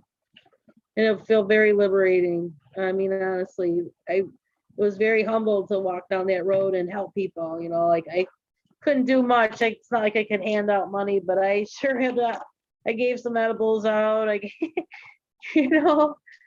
We gave some toilet paper away, bus passes, whatever we could, whatever we had that we weren't going to utilize anymore, we gave away, and to somebody else who was going to use it, and be thankful that they had it too. And honestly, the people need help there. They really do. And the cannabis, so if you want to talk about the cannabis, it's ridiculous. They want about $180 for an edible that's about 1,000 milligrams. And yeah, that's a little bit ironic to me. I laughed at the guy. I said, really? It goes at the price? And he was like, yeah. Now you can go to some of the dispensaries, and they're like ours out here where, you can get a decent gram or whatever, decent buds, you're going to pay the price, of course. That's what was going on in the dispensaries that I walked into. I only walked into 4 of them. But there was one dispensary I wasn't really impressed, like with the material that they had. And the prices are just ridiculous that these people want you to pay for an eighth. I guess, I don't know, their market value has to be somewhere or go up somehow. but for the quality that they're trying to represent and the dollar amount that they want, it's just not comparable to what they have. So I had to unfortunately walk away from most of what I was looking at because I just knew that I wasn't going to pay that amount for anything that, I don't know, like it wasn't that exotic to me. Like I'm looking for something, I've seen a lot of good growers in Michigan, and to compare, some guy gave me a joint, he goes, oh, here, try this, because I gave him a joint of mine. And I tried his, it was good. I don't know if I got high on it because I don't know if I'm getting high on weed because I'm smoking weed all day and I'm already high. So, I'm not going to say it wasn't any good or anything, but it wasn't, mine was probably just as good as his was, if that makes sense, like to him. So I don't know how good mine was to him, like who knows what he was smoking all day, I smoked it, but the only reason why is because I was smoking my joint, and he goes, oh, what you smoking on? And I told him, because I walked right down the strip. I was pretty broad about it, and I didn't care. I walked and I smoked my joints right down Vegas, and met a lot of people. You meet a lot of people doing that because a lot of people say, man, that smells good, or, oh, can I hit that? Or he just gets a, yeah, ooh, it's a party, But it was cool. The one guy, he wanted to trade. He's like, I'll trade you. I'm like, yeah, let's trade. And I just smoked this joint right away, so I wasn't sure, but it tasted good, But I just don't know that I was comfortable paying for, because I'm already, I already get the discount from my dad because he grows. So I don't know that I was comfortable paying what they were asking for in Vegas, especially because I couldn't even try it before I was going to buy it. Or some of these places didn't even, two of them didn't even want me to smell it before I could buy it. So, I'm really even skeptical of that. So, I guess it just depends on where you're walking into, to each dispensary their own. I was glad that they, I was able to even go in them, being 21 and over. That was a blessing, just to be able to see something out of the ordinary. I've been in a lot of the dispensaries in Michigan, and some of them are hit and miss. Sometimes they got really good products and sometimes they don't. But what I can say about the dispensaries is most of them are tested now. So that's a avid plus, to that nature. And I've always wanted to be in a dispensary, but I just never have, I don't know if I haven't had enough money or the licensing or what I even would have to do to even be in a dispensary. The money, I don't know what it would be, but I just didn't, I never wanted to drop off my product and be like, hey, here it is. You think that's as easy it is? It's as easy as I don't really know. calling up a dispensary Uh-huh. and talking with them, seeing if they're open, to buy in bulk from you, and so they can resell it. Right. And then you'd have to make a deal. Yeah. I mean, that's the thing too. You've only ever really been able to get your products through me. About the products that I make, you've only been ever really to get them through me if by seeing me, or maybe my dad, or or my mom or something. Generally, I'm not like out in a store, or like we did the Clio Cup, and that was wonderful. I love the Clio Cup. I want more events like that. We did the High Times. That was wonderful. I want more. Are you coming up to the Bigfoot Lodge here? And I think it's July. Coming up in my neck of the woods there. That's I know George. I know George, and he just asked too much for his booths, to be quite honest. I can't afford that. I'm only doing edibles. I can't afford a big position like that. I would have to go in on a booth with somebody or something like that, or somebody would have to give me a piece of their table, and I'd give them a portion of the money for it. Like I would never make my money. I've already decided that I'm not going to invest. And I love the cannabis community, but I'm not going to take my hard-earned cash and invest it into a show that I can't make my money back on. Like, that's why I love the Clio event, because it's so easy. There's you know, a lot of support there, and people are coming in and going, and they appreciate the products that are coming in and out of there. You know, and I'd love to take my show on the road everywhere. I've been intimidated by some of the people in the cannabis community, to be quite honest with you. Some of them have done me wrong, and so I've taken a step back, or I've taught people, just like when I worked with the High Times cannabis chef, you know, and I don't want to come on here talking shit, but you know, sometimes when you're working with some of those people, they want to take advantage of what you're doing too. So you always got to be thankful for what you know. And I just think that, you know, working with her opened my eyes to people. Just sometimes, you know, they seem like they're there for the right reasons, and then maybe they even are. But like, I had my own booth at the High Times Cup, my first High Times Cup ever, and she came in and she took it over like she was the queen of the cannabis world in the High Times Cup. What?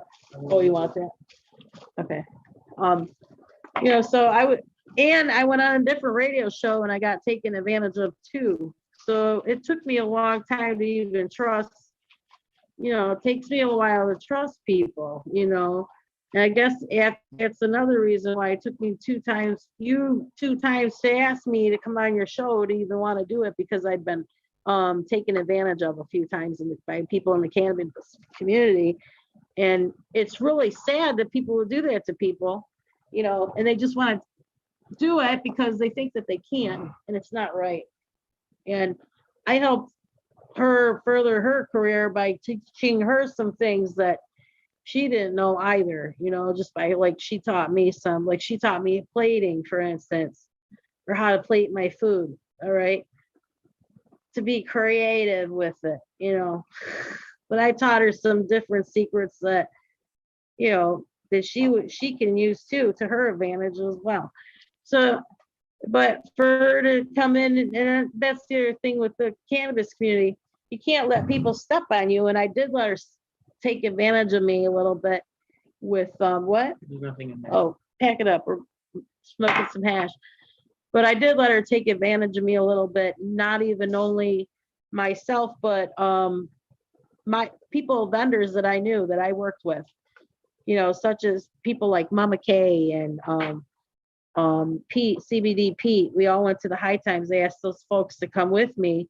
And then she called and she called me telling me that she's not going to be in Dank Frank booth anymore. I shouldn't even talk shit, but I'm gonna. I'm sorry. I shouldn't be bringing this up. But I allowed her to come to our booth. I said, hey, come on over to our booth. I got a little booth over at the Cannabis Cup. Montreal 420 just turned around, put all his money down on it for myself when I called him, and didn't realize that I was only getting a 10 by 10. But then it worked out to where she just thought she was going to take it over, and Mike had enough of it. He was about to go home. He's like, I don't even want to hear any drama. I'm going home. I said, there won't be no drama. I let her have her little spot, and we had the secret booth. But, you know, and we laughed about it. Okay. And we still sold out, which was great. But it really caused a rift in our friendship, and we haven't been friends since, you know. So you win some and you lose some in this cannabis community. You know. That's very true, and there's a lot of said, well, partners in general I've seen, you know, in business to be tough outside of the cannabis industry, but if things have been tougher in the cannabis industry, that's for sure. I see it more over on the scale of grower partner relationship. That's where I see a lot of the most hard feelings. And, unfortunately, you see some very qualified and very talented growers that just don't have the capital to get things going. So they make money with, or make a deal with a money investor, financial investor. And they see things how once the grow up and gets running, and then they end up squeezing out the original partner, the original player behind everything once it's up and running. It can be, there is definitely some ups and downs. Just when it comes to business, dot your I's, cross your T's, and get it in writing. I'm telling you, yeah, yeah. Amen, man. Amen to that. But yeah, like I said, I was happy to learn the plating and all, but I wish I didn't have to go through all the baloney to get that way. Like I'm a good giving person, just like you. I feel like you are too. For you to go on and talk to everybody, you are a godsend. You have a good heart. You do. Many people that are passionate like yourself in this industry Don't that I feel that should be spotlighted. Oh, that's nice. Yeah. So basically, I kind of cut. I don't know if you had a chance to really check out the channel, but this is a little bit cutting. I'm fast. I'm getting ahead of myself. But basically, how the show works is there's this episode, and then there's a wormhole episode that takes place too. One falls Okay. short, or Mondays are a wormhole episode. So basically, the show rolls on. Anytime now that you're a guest, you're welcome anytime to join in. And, you would talk about edibles or, just cannabis, sometimes conspiracy theories, sometimes psychedelics. We we talk about a lot of crazy stuff in the wormhole, but it's opened up to all past guests. So, hopefully that you can jump in on that at some point as well. Yeah. So it's basically what I like to do around here is some folks that I see around the cannabis community that I think are doing some good stuff either in the community, in their garden. I try to get in and introduce them into this little community and spotlight them. Absolutely. Yeah, I get Not it. only that is there's that aspect of that, but a lot of times too you wonder like some of these bigger folks, Danny Danko, I've had Danny Danko and a lot of other very reputable folks on the show, and sometimes it's fun to get to know the non-cannabis side to them as well. What they're doing outside of camera and all that. So it's easy to do. This is easy to do night after night.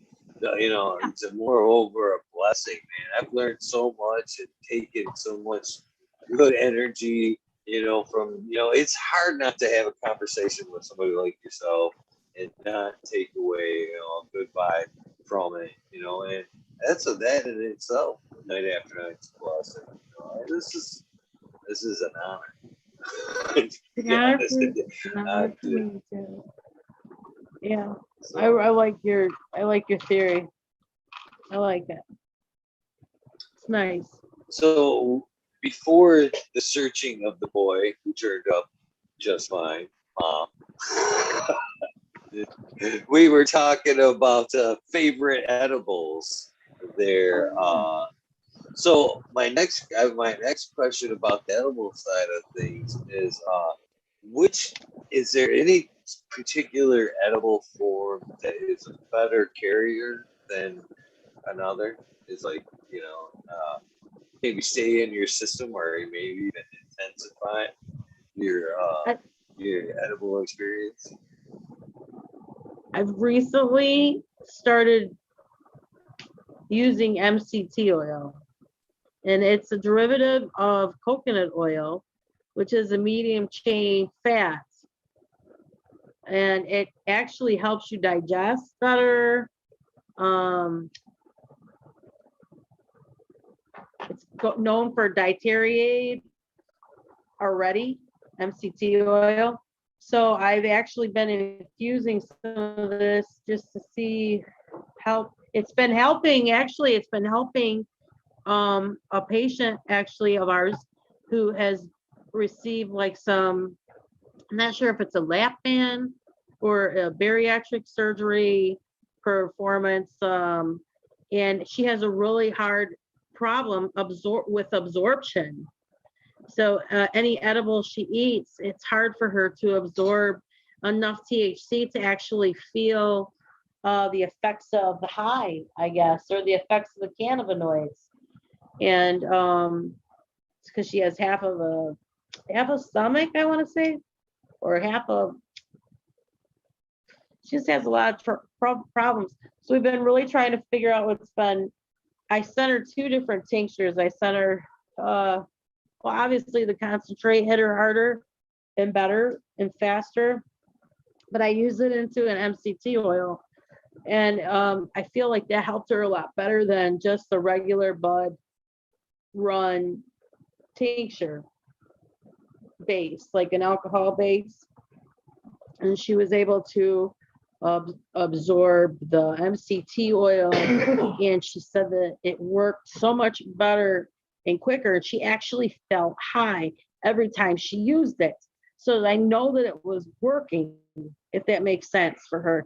And she even said, like, she was like, wow, this is incredible that this is, she goes, I never get enough. Like, do you ever have a patient that just can never feel enough, like, or just doesn't have, she can't get to that level where, you know, like you eat an edible and you're laying down and you're sleeping and you feel the waves from it?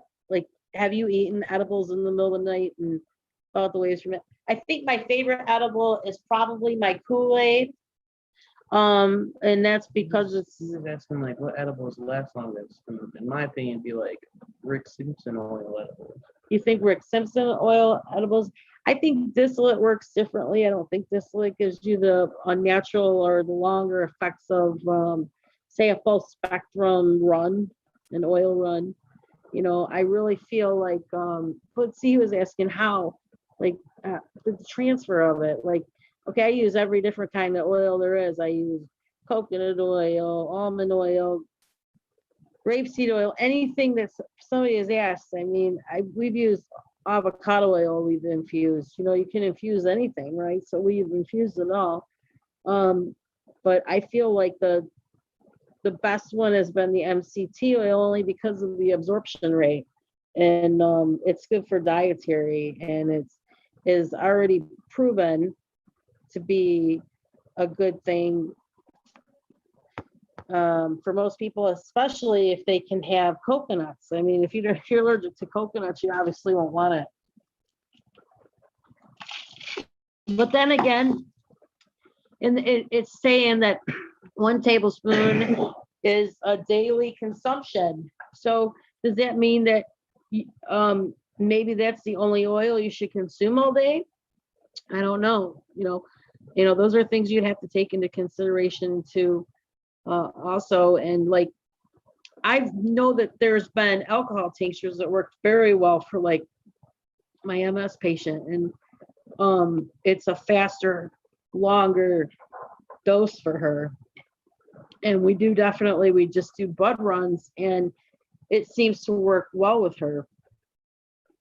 So, I mean, different things for different people. You just have to find what works best for that person.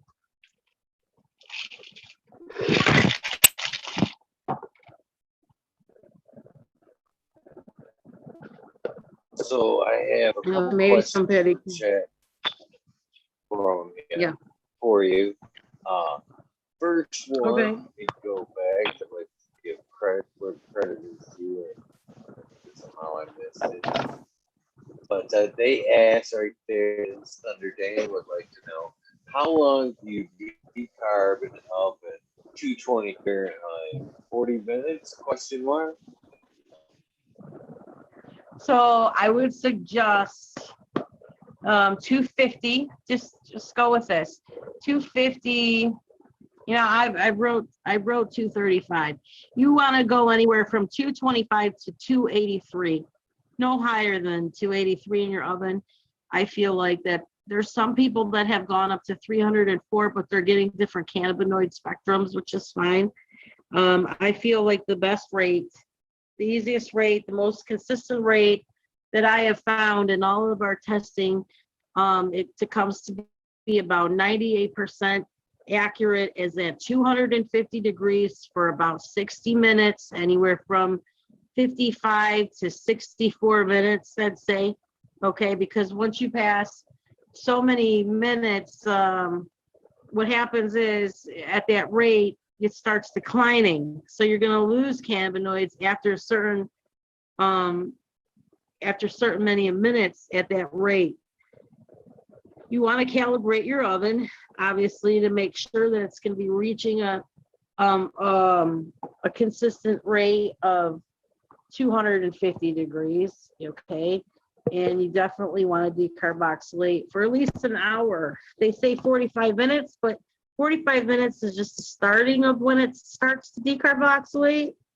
Okay, so you definitely want to give it a little more time so it can reach that percentage of, you know, almost 100. You definitely, I've talked to some lady in the science, actually there's a man in the at the lab, and he told me that if I was to go over 100, then I'd just be burning off excess cannabinoids and I'd start to lose them at that point. So it's better to not reach 100%. Maybe in the 90s is better than going over burning your cannabis. And especially if you're going to be using, you know, buds, and, you know, you don't want to be messing around and you don't want to be losing on either side, because I have done that, you know, when I first started. I'm sure I wasn't decarboxylating enough and I didn't calibrate my ovens. And, you know, it's just so important that you do that every so often. I mean, we just had an element burnout last week, you know, and we had it was actually 2 weeks ago now. We had an element burnout and I didn't calibrate my oven this last month. And who knows, you know, I'm just saying this too. He asked me about, okay, what else? What am I supposed, did I not answer it? Am I not answering it? I did answer it. Did I answer it? What's the next question? Okay, what's the next question? The next question was, I gotta go back a little bit here, was by Gus Rose, and I believe his question was, right back to it. He loves, right here, question for Carla. What do you like to make with medicated sugar? He personally likes using medicated sugar for homemade strawberry lemonades. Oh yeah, definitely. I agree with that. Today we took their homemade sugar and we bought some store-bought gummies. This is how easy this is, folks. We bought store-bought gummies and just coated our sugar with our store-bought gummies. And that's how easy it was. Like I said, if I could show you all the stuff that we made today, it'd just blow your mind. We had a class over here. What else do I like to make with my sugar? You can make anything with your sugar. I really like my homemade brownies. Those come out phenomenal. When you're using like just regular sugar, regular salt, flour, what else do I like to use with my sugar? My goodness, kid. I do like to roll my strawberries. I like to make fruit salad. I've made dressings with my sugar. Yeah. Barbecue sauces, you name it, we've made it. Oh, you can do brown sugar too. If you want to check out some of our recipes, we are in the MMR report. We do write a recipe once a month. Michigan Medical Marijuana Report. I don't know that we were in it the last 2 months. I think that Matt had some bigger spreads, things going on, like in the cannabis community. Pretty much April and May are full. So they don't need our articles, but he keeps me popping when he does. He's like, I need another article. So we try to keep up with that once a month. I'm glad you threw that out there. Man, that's always, Right. that's an informative magazine and a good place that people, I'm glad you put out that people can look there for some more edible help. Yeah. Because, you know, we're all, who doesn't love edibles? I mean, flat out, who doesn't love edibles? I mean, yeah, he's had me writing since October 2019. So I've been putting out articles since then for and I've put a lot of methods out. Yeah, like our sugar method is in there, our butter method. It's just we have barbecue sauce in there, everything you can think of, right down to turkey dinner. In ham glaze, baby, for your. That's another sugar recipe. Something tells me holidays over there go quickly. We ain't for no games. We build a dinner. Oh yeah. Oh yeah. And Get- it's all medicated.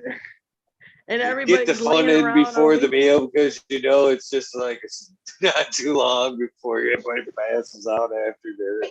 Yeah, it's great. You know, the turkey already is gonna get you already, you know.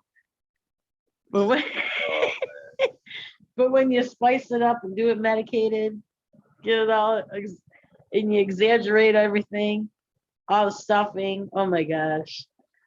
And I think we had what, like 50 plates go out?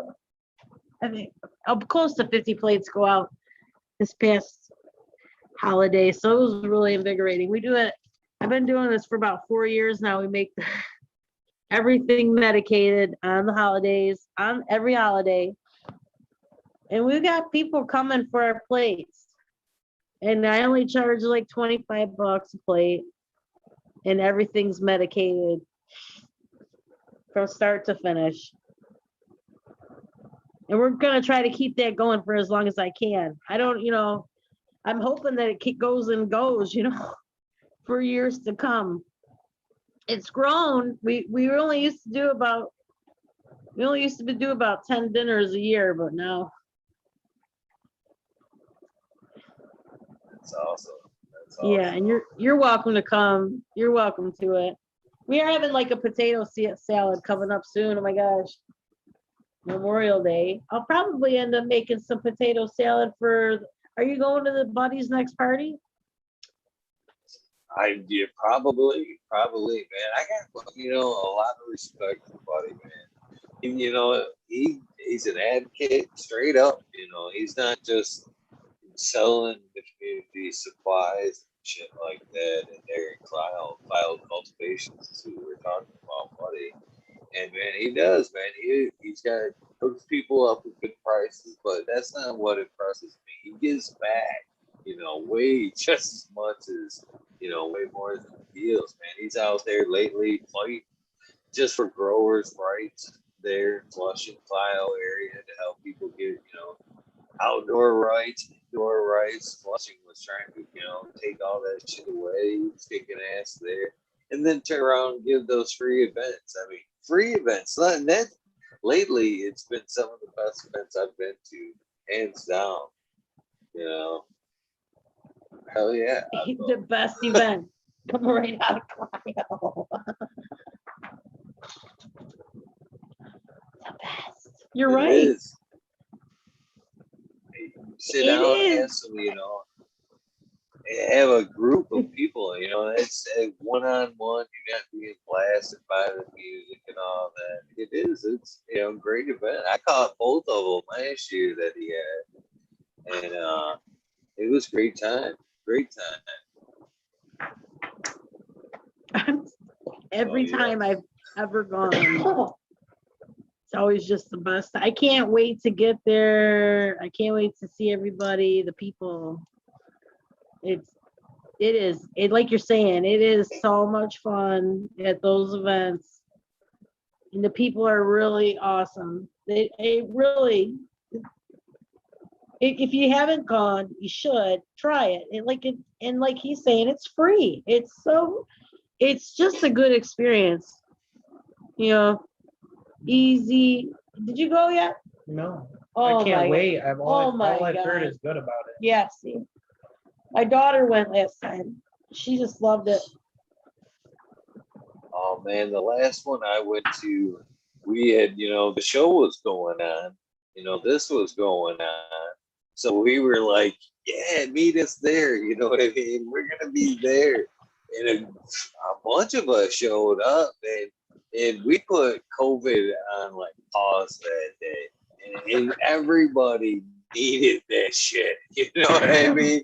We got into that tent. And even like some of the folks in there were like, look at these motherfuckers. We were like, they were right in front of, we were right in front of your booth there. They had those giant 12-foot like round tables. We pushed 3 of those things together. We're like, all right, everybody enjoy. You know what I mean? We had a mini event right in Buddy's mini event right there. And nobody gave a shit, man. Everybody was happy as hell, great time. And enough more problems for water. Hell yeah. Good times. Yeah. Good times. Some of the best times of last year, that's for sure. Yep. They were making me smile too. It does. I know, I felt invigorating there. Like there is some about and I love Buddy too. Buddy is the best. What? I love you too. Buddy's a lot of fun. We went over to see him. Man, it's been a minute, but he gave us what did he give us? Northern Lights, and we turned it into a tincture. Oh yeah. Right in class. I had the first class I had, and we did tincture with Buddy's Northern Lights. And it was good tincture. Oh my God. Did you try his weed? I had not yet tried his weed. Yeah, it's gotta be good. I love that Northern Lights is always fire. Always. So my next question for you is, how high have you been at? Have you, I mean, it sounds like after a nice Alfredo dinner, it could be pretty strong over there. So, I've in my edible journey, I have gotten tore up. And before I learned to glove up when I was working with like butter and like squeezing the ball, and that was one of the best experience I've ever had actually with edibles. Is making butter naively the first few rounds. And for me, man, it was I squeeze in that butter ball, that's being strained out of there. I know there's more in there. And it just running between my fingers and down my forearm. And not thinking, this very strong butter is soaking into your skin. And you're not even giving a shit. So yeah, I went from making that ball to actually making some cookies, mint chip cookies, had a few of those, and then had one hell of a hallucination. The first and only hallucination I've ever had on cannabis. And it was very comparable to like a psychedelic experience. Maybe taking some mushrooms, possibly an acid experience. But it was a lot of fun. It might have been bad experience for somebody that hadn't had that type of encounter before, but I was like,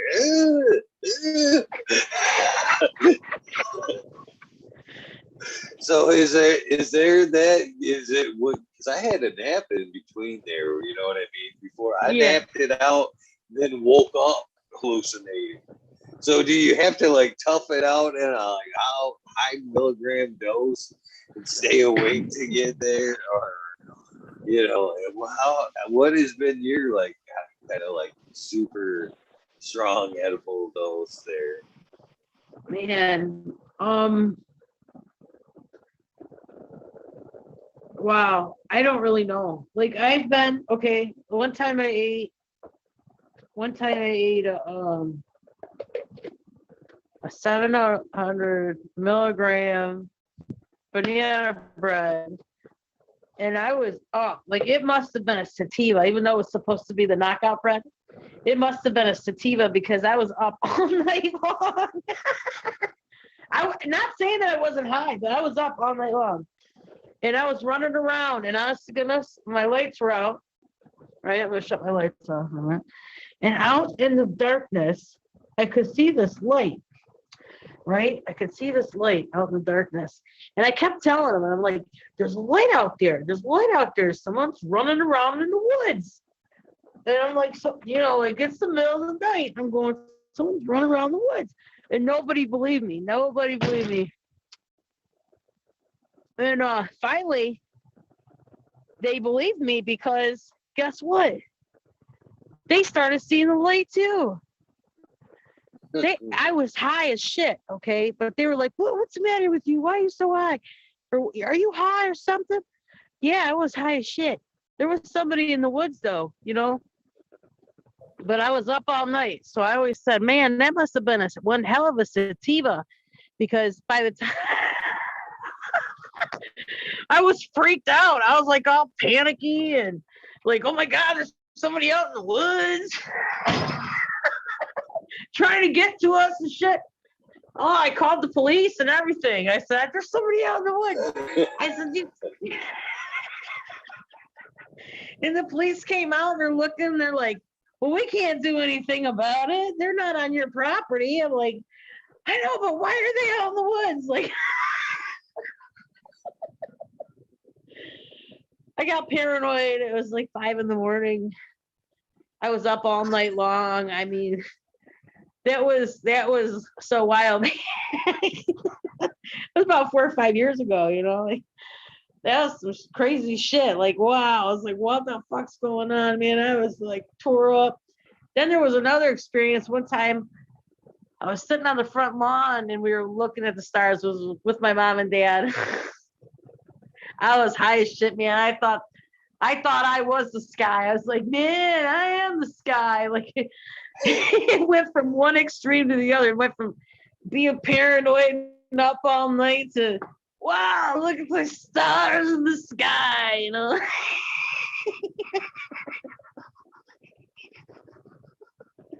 I've had all the crazy experiences.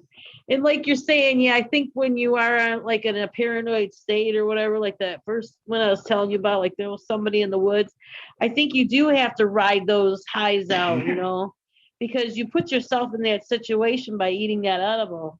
And I think that's why a lot of companies say to start slow, go start low and keep, add as you go. How you feeling? Don't you know?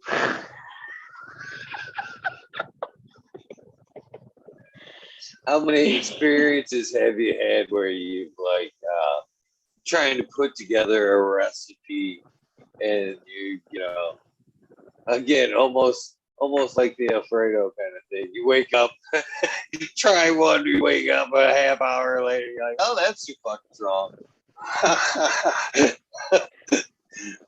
I knew it was too strong when we were sitting there waiting. We were like gonna go into the bathhouse and there was only one shower and she goes, do you want me to go first? I go, yeah, go first.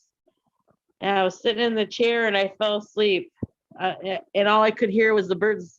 And like I said, it's been so long since I've actually just sat and listened to the birds and this, the serenity of life. But I fell asleep in that chair just yesterday. And it was just yesterday when that happened to me. But I felt better. That's how high we were. She had we put 8 capsules and she said these capsules were like 3,000 milligrams each. I don't know if they were that strong, But let me tell you, I woke up with I think that if you eat too much cannabis, sometimes you can have a headache if you're sleeping, and that's what happened to me like last night. I woke up with a headache, and it's because I had too much cannabis, if that makes sense or not. I don't know. Like I feel like maybe it was too many milligrams. Like I could, every time my heart beat, I could feel it. Da-dum, da-dum, da-dum, da-dum in my head. Have you ever felt that? No, I haven't, to be honest with you. But not from edibles anyway.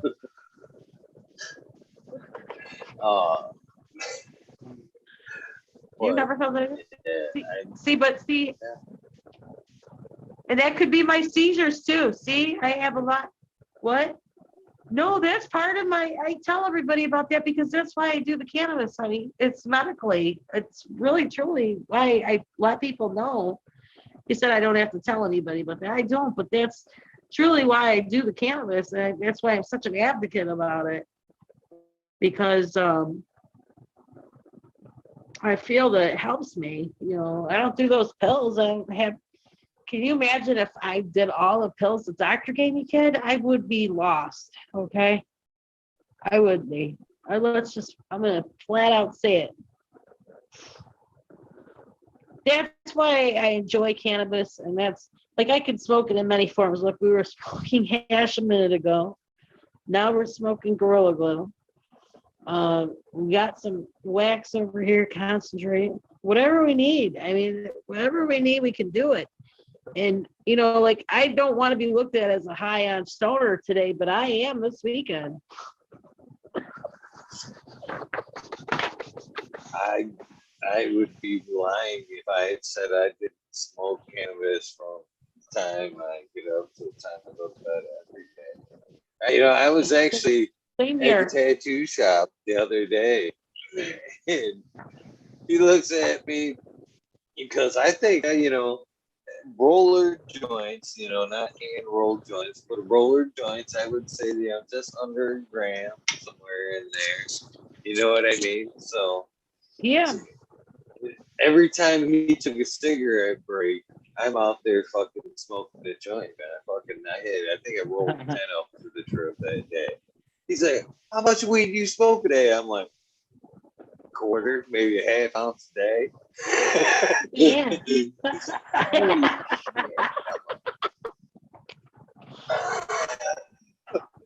know, yeah, I did. I would joint for cigarette every fucking break he took. I'm like, hold on. He's like, still, because he don't smoke. He don't smoke, and he's like, oh, looking around. I'm like, it's fucking legal. You know what I mean? I'm just bumping around. I had some like hidden, like if I didn't, you know, had one like say this size, you know what I mean? He puts a cigarette out. I went and like hit it on this little fence there, and at one point somebody else showed up.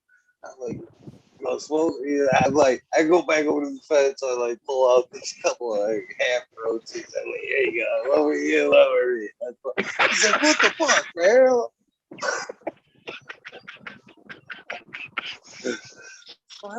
It's fucking weed, man. Come on. Quit taking breaks, I told him. Quit taking breaks. I quit smoking weed outside your shop.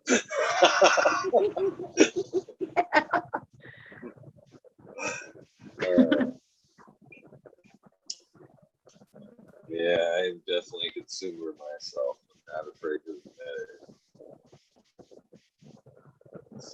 Shit anymore. I tell you what, it's becoming so bad, to be honest with you, with this COVID stuff, not to know, but it's like drive-through experiences, you know, have become way too much, man. If you tell me to fucking pull ahead at any fast food location, you can bet when you approach my vehicle, it is going to be rolling with smoke because I don't care. But coffee, pull ahead.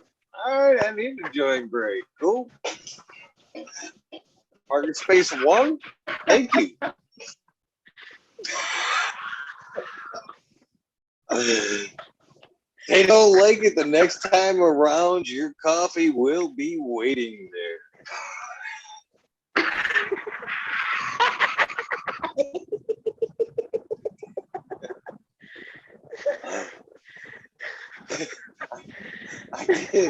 I did that one time. I shit you not. It was it was Halloween this past year. I was down visiting my daughter. Her boyfriend was playing at Vehicle City, and so we were waiting for him to set up and went and grab something to eat. We pulled up to that KFC on Belsey Road there. For one, we sat there and giggled all high at the speaker for a few minutes. And they finally ordered some tenders. I can't even remember how many tenders it was. So they tell us to pull around, and I pull around the parking lot. And of course, I fire right up. They come out and they got their bag, and I roll down the fucking window, and this gal takes 2 steps back. Woof. Then fucking, this your meal? I'm like, no, tenders. And that's all I said. I roll up the windows. My daughter's like, you are fucking stoned. All you said was tenders. And I'm like, oh, shit. She like takes it over to the next car. So she comes back, she goes back in, and it gave me enough time to start round 2, to be honest with you. That's how bad. This time, they come out, and I roll down the window, and they are like masked up this time. And they're like, I am not getting high this time. Tenders, and practically like throw it into the truck. I'm like, yeah, thank you. Man, I was so man. I was tore up before I even made it to the other city. KFC. Yeah. I've spoken because I live up here in the country too.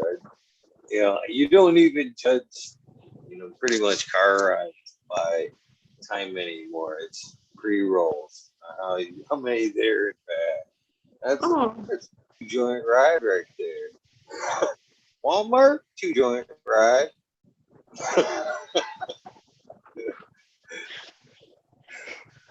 Oh man, for real. I had terrible with cannabis anymore. Very open with. Yeah. I'm so paranoid about it. What? Oh, cannabis? Oh. You shouldn't be, honey. It's more accepted now than it ever has been, which is beautiful. I mean, I feel that. Don't you feel that way? That it's more accepted now than it ever has been in the past, like in the like the 90s or. Oh, for sure. Yeah. I love that to encounter the new smokers that are just proud that they can, I just tried it. They smell it on you. It smells pretty good. I just tried it. Just trying it. It's the first one the other day. It's like, yeah. Good for you.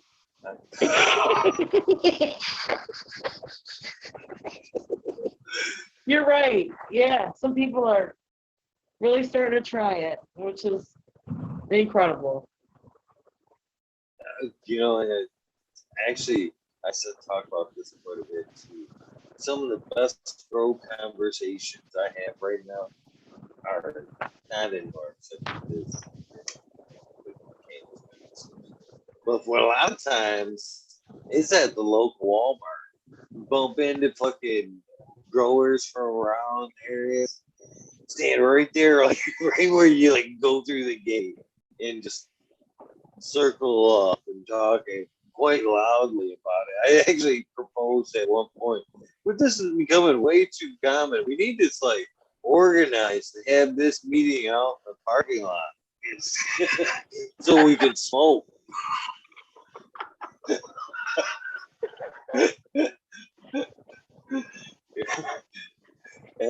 But yeah, man, there's a lot of growers up here. I was quite surprised how many very open. Very open. I love seeing it more and more. I'm not afraid to talk about it. I sell it. Not cannabis, but cannabis, yes. You know, you should try this. Have you tried this? Why aren't why aren't you trying cannabis? Oh man, I got up on a hash pedestal the other day, to be honest with you. You know, because I pulled out, a nice little chunk like this. The camera's right there, nice little piece of hash. I started throwing it in the joint. People looked like I was breaking out some crazy drug. I'm like, newbies. You know what the fuck this is? I made this with water. No toxic cannabis water. That's all I did right here. No ancient Chinese secret. Don't fucking be afraid to fucking try it. And I actually gave a couple of hunks out, you know what I mean? And that was really good. It was really good. I know it was really good.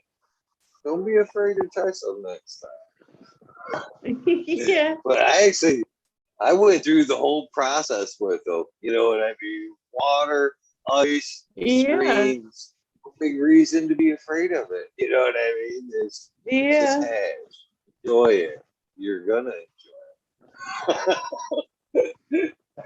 Oh, man, we love some hash. Be leery. If I ever pass you a joint, there's about a 90% chance there's probably a smash. A 90% chance there's gonna be some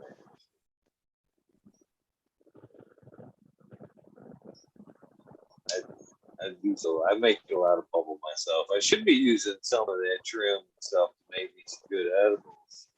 But, Yeah, you should. so You could. Just make sure did you I throw decarboxylate. some of that hash in there? Like You say some gotta make butter sure or something? You got to decarboxylate it first. Yeah. Okay. I That's can't the trick. depend on the baking process. No, I wouldn't. I used to, but you know what? The thing is you want to move the cannabinoids over, the elements over, so that you're getting the psychoactive. So like say like you don't, okay? All right, let's say you don't do that, and you will decarboxylate. It will decarboxylate according to your recipe, okay? So like so let's say we're baking brownies, okay? So that's basic recipe. It's about 325 degrees for about 45 to 50 minutes. All right, depending on the size of the pan. Perhaps it's going to move probably at a ratio of maybe 50% of your cannabinoids are going to get out of that. So like say you're shooting, say you have 3,000 cannabinoids that are, into your recipe. If you don't decarboxylate, and you're only going to get about 50% of active material. So you're only going to have about 1,500 milligrams that are active in your recipe, if that makes sense. We're just kind of trying to break it down in easy terms so everybody kind of understands that. Have you ever tried, say, like a long? I believe it's close to the same process you would use to make like a tincture, but what is it? It's more the gel based. What is that? I'm thinking of it right now. It's more syrupy. It's not an alcohol tincture. It's more of a glycerin. It's glycerin. Where you pack cannabis and then glycerin in a long-term stores like that. I've heard Breeder Steve, who was on the show, and I've actually heard a few other people working with just cannabis leaves. Working in yard, you snap off some fan leaves, searing flower.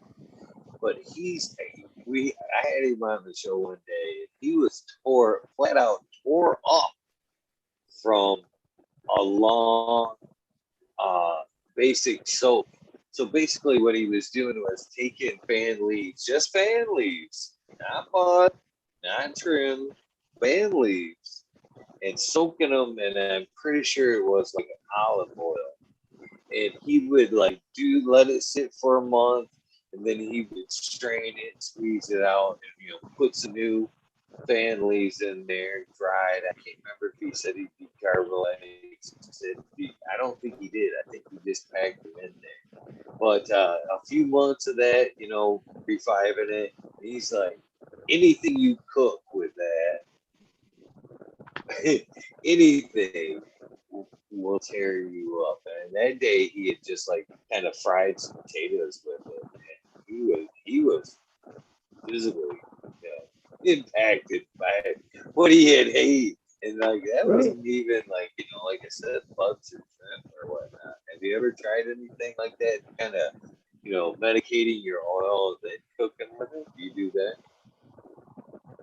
I've medicated with everything. I've medicated with everything from RSO to BHO to buds to trim.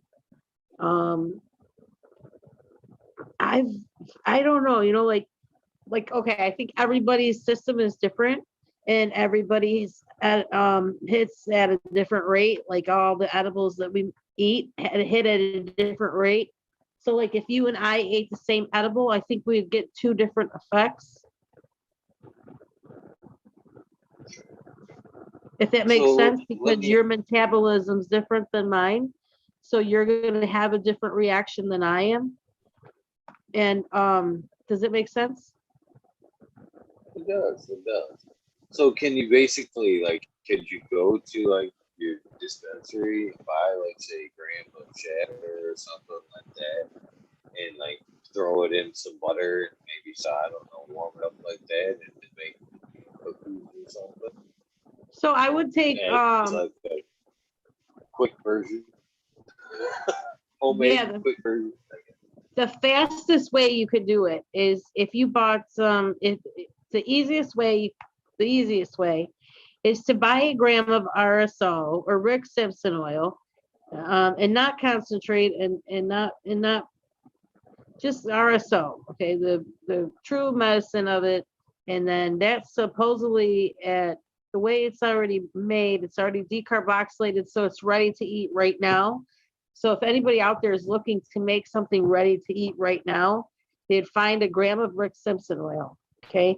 And that does not have to be decarboxylated from what I understand, because then during the process of it being made, it's already naturally being decarboxylated, okay? And if anybody wants to know about how to make Rick Simpson oil, look it up. You just look up making cannabis Rick Simpson oil with Rick Simpson, and he will teach you within 40 minutes, and it's an amazing experience. And I watch it over and over again, just to be sure I'm making it right when I'm making it. And I make it with them every time, and it's always amazing. But that's the fastest way. So like if you also go to the dispensary and you want to use like this beautiful gram of concentrate that you have, you would definitely want to decarboxylate the concentrate. And again, you're going to make sure that your oven's calibrated and set at 250 degrees, and you're gonna for wax, you don't want to go any more than 44 minutes, 45 minutes, okay? Like concentrates and wax and stuff like that, you definitely only want to go like 30 to 45 minutes, okay? And it starts decarboxylating at 30 minutes, so about 40 minutes, 45 minutes into the process, that's it. You're not going to want to go any more than that on concentrate, bud. You're going to go to about an hour. If you want to decarboxylate something like this is very easy to use into something, any kind of oil. Again, your RSO oil is going to transfer into anything, your butter, any kind of oil that you're making. It's so that you can bilingually take it or use it into a recipe or use it onto your skin. And definitely RSO if you have a burn or any kind of scrapes, cuts, anything, you would definitely take some of that and just blatantly use it right on top of whatever hurts, because it's going to be better than Neosporin. Well, works. You know how fast the Neosporin works. We all do. We know it works within 2 or 3 days. Our skin starts healing up. I've taken Neosporin and taken a gram of RSO and put it into the Neosporin, and it works wonders. just to have like for myself, just to, I mean, like somebody asked me, do you got any Neosporin? And I gave it to them, and I let them use my Neosporin that I had with the RSO in it, and they couldn't even believe how well it worked for them. And they were like, wow, this is Neosporin. I go, it is Neosporin, but I actually added some RSO into it.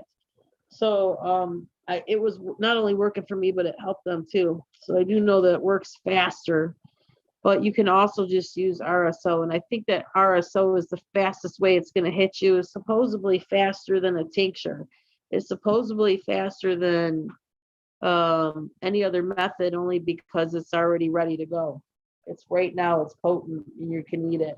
And if you're a cancer patient, you need it. Rick Simpson Oil believes that anybody who's just looking for a daily regimen or like that takes vitamins even, take Rick Simpson oil 1 gram for 90 days. But if you have cancer, he recommends 180 days right now. And to try to take the fastest, and you want to double your dose every single day, or every 2 days, or every 3 days, whatever you can handle.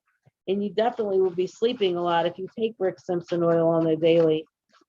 And it has helped a lot of people that we do work with, and it has prolonged lives that we know about, even when they have been diagnosed in end stage lives.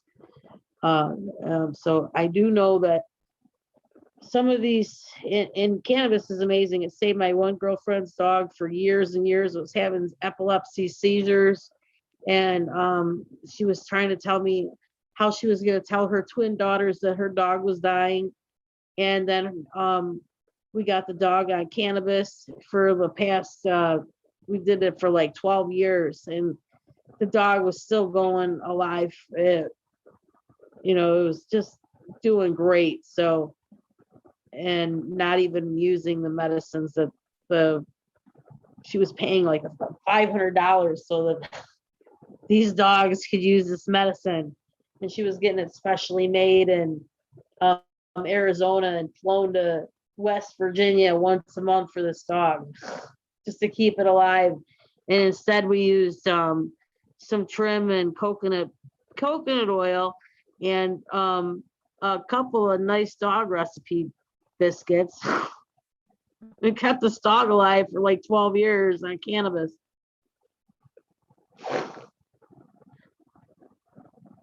Go figure.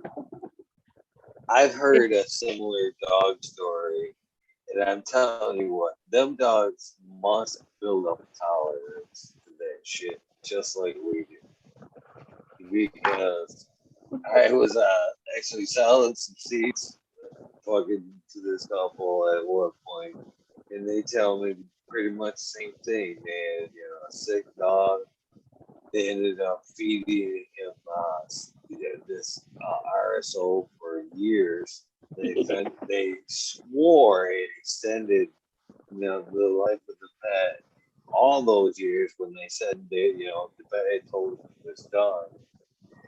And they just had recently passed when I was there. And they're telling me the story, and they're like, wait, you want some RSO? And I'm like, okay, sure.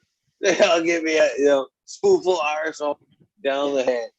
That shit fucking fucked me up. I can't imagine. That dog had to have a fucking tolerance like no other. You know what I mean? Yeah. Or was feeling no pain, because that shit tore me up. That shit tore me up. But fought, obviously worked as a great.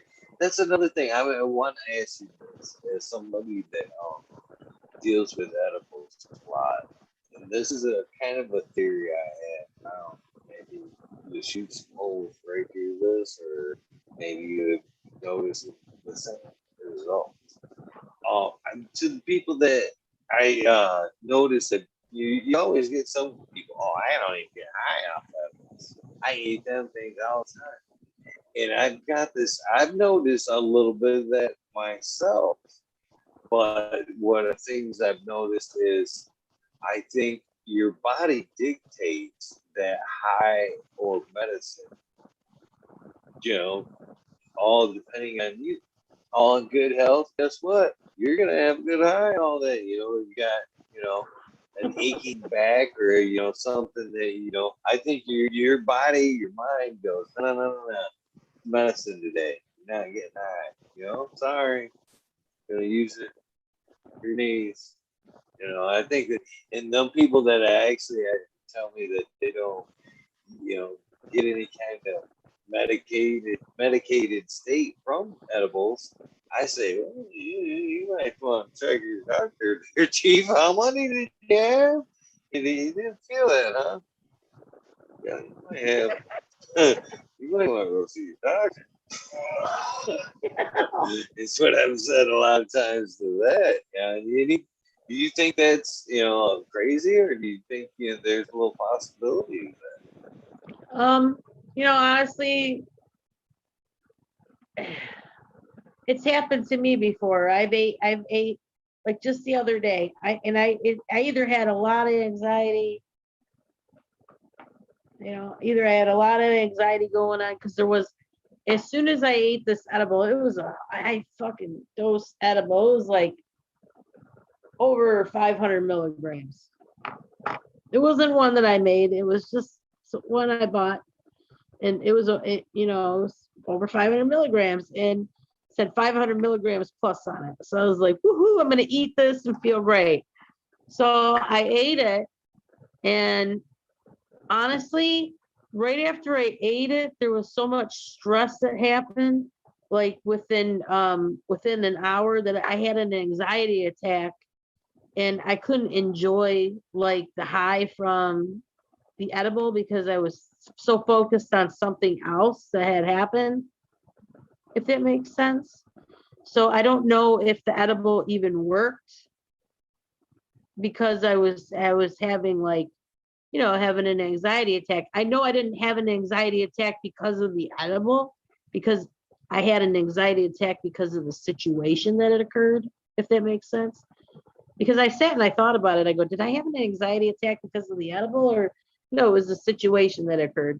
So I evaluated it. And but I had to sit back and think about it. I never even felt like I was even high at all. But I think sometimes when maybe you're going through some stress, or maybe you're going through some things that that you're really going through, and you eat maybe something that's a high potent edible, maybe you're not going to feel it because your mind is already somewhere else, if that makes sense or not. Also, other times I've eaten a 200 milligram edible and not felt anything. And I've eaten 100 milligram edible and been high as could be. So it's really hard for me to decipher. That's why a lot of times I love eating edibles, and I love eating everybody's edible. I try to give everybody's edible, recognition and stuff like that. Or when I try other people's edibles, I'm not trying them to be rude or mean or anything. I'm just trying them to eat them because it's kind of like a service, like we're all us edible makers out here are striving to be a service for everybody. Sometimes I don't know, like sometimes it might not. Okay, to answer your question a little better, maybe I should say this. Maybe people aren't decarboxylating enough, or maybe it could be that too, because I've thought about that as well. It could be that the oven isn't calibrated enough, or you haven't fully decarboxylated your product enough, or you didn't put enough product in like you thought you were going to. You got to understand, when you're making edibles, like I make these high-powered tinctures I put 4 ounces of cannabis in 3 cups of alcohol. Like a fifth of alcohol. I'll take that, and I'll take 3 cups, which is 3 cups. A fifth is 3 cups of alcohol. 3 cups of alcohol, and take 4 ounces, and you put it all together, and you make your tincture with that. That's how I've been making my tinctures for the past few years. I make them with 4 ounces of buds, and I'm hoping that every time I'm making them, I'm decarboxylating, because I don't run tests every single time of on my products. I just don't. I do very small batches. I do one run of what I'm telling you, and I just don't do tests every time. I'm going off the tests that I know that I've proven from before, that I've used to test all the time when I first started doing all this. And especially when I found out about decarboxylation, then I really was interested, and I wanted to know that I was decarboxylating and hitting my numbers at least in the 90s, the 90% range of the marijuana, because you want to get all your money's worth out of it. And sometimes if your oven isn't calibrated just right, or if your temperature isn't just right, or if you're, oh, and that's the other thing too. You want to flip your weed every 20 minutes, 15 to 20 minutes while you're decarboxylating. Okay, just flip it around probably every 15 minutes. And so it toasts evenly on each side. You can use an induction stove, you can use a toaster oven, you can use your conventional oven. You just have to calibrate and see where your oven is at. I hope I'm answering your questions. Yes, you are. Thank you very much for answering the question. Let's see here.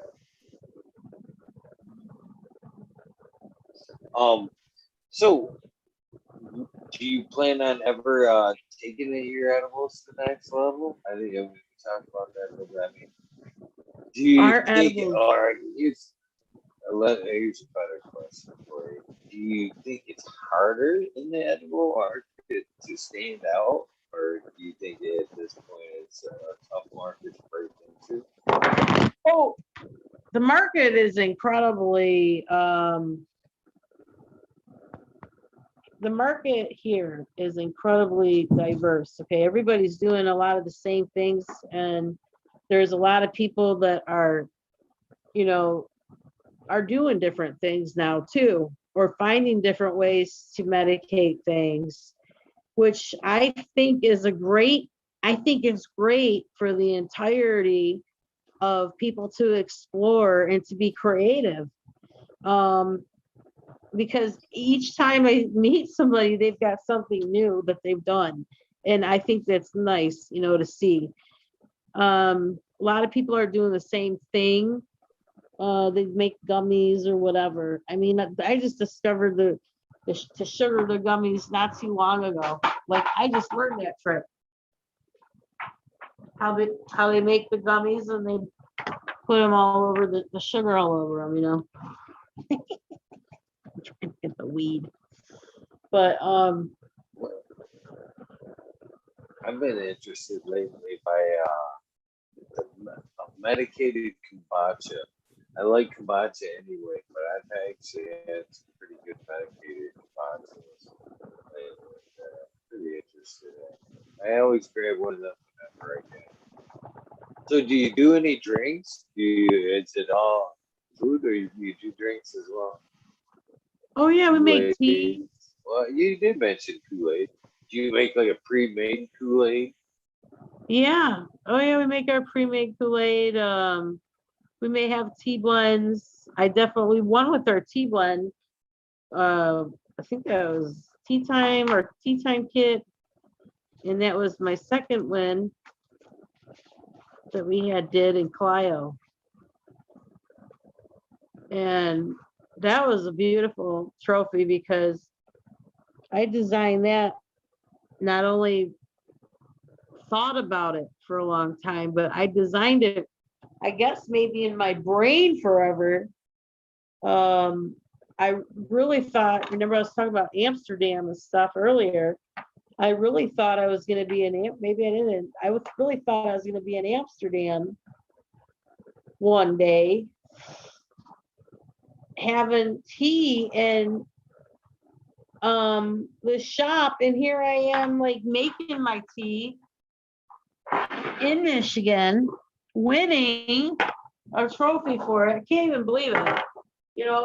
It's just invigorating. It's kind of like, wow, did this really freaking happen? And it did. And it really changed my whole perspective and how thoughts about it, because my one girlfriend, she really needed it. And remember I was telling you earlier that she does a lot of she was drinking a lot of Mountain Dew and stuff. Well, now she's been able to drink a lot of tea. And I've been able to not only help her with the tea aspect, but I've been able to design like different tea blends that have, help her insomnia, or, we've got a tea blend for insomnia. We have a tea blend for her appetite. We have a tea blend that gives her calmness in the middle of the day. So I've been able to help her explore different ways for her to comprehend how she's going to be able to medicate for herself. And it's just been a damn blessing. Yeah, we have our tea, our hot tea for sure has definitely been a hit. And we make them, you can make them summer teas or whatever too, And definitely we got Kool-Aid, we do syrup. What other drinks have we done? Yeah, hot tea, syrup, coffee. We've done Do coffee. you like when you say syrup? Do you mean like maple syrup? Is that what you're referring to? Yeah. Or are you talking about? Yeah, Yeah. like a cannabis syrup. Yeah. Oh, nice. Oh, I'd be Yeah. down for that. I don't know why, but I've got a weakness for syrup, man. I just bought some maple syrup just yesterday at farmers. I drove through and they had like a craft market set up. And I actually knew the cat had stones. I meant there's gemstones, all kinds of rocks, all that good stuff. I knew he had some maple syrup. So I rolled in and he had a cinnamon that was really good, and a coffee maple syrup that I had never, tried before, and that was surprisingly delicious.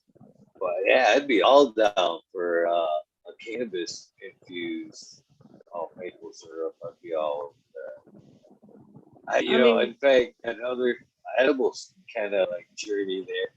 I used to make some berries when I make butter. I make that shit strong in hopes to cut it down with the regular butter when I use it, kind of lessen that taste a little bit.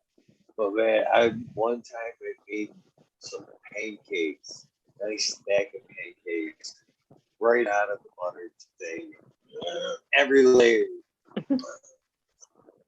And I almost passed out in the fucking stack of blackjacks. I'm serious about that, right? Just trying to put away that sack, man. It took no time. Man. I almost went face down in the stack of pancakes. Oh man!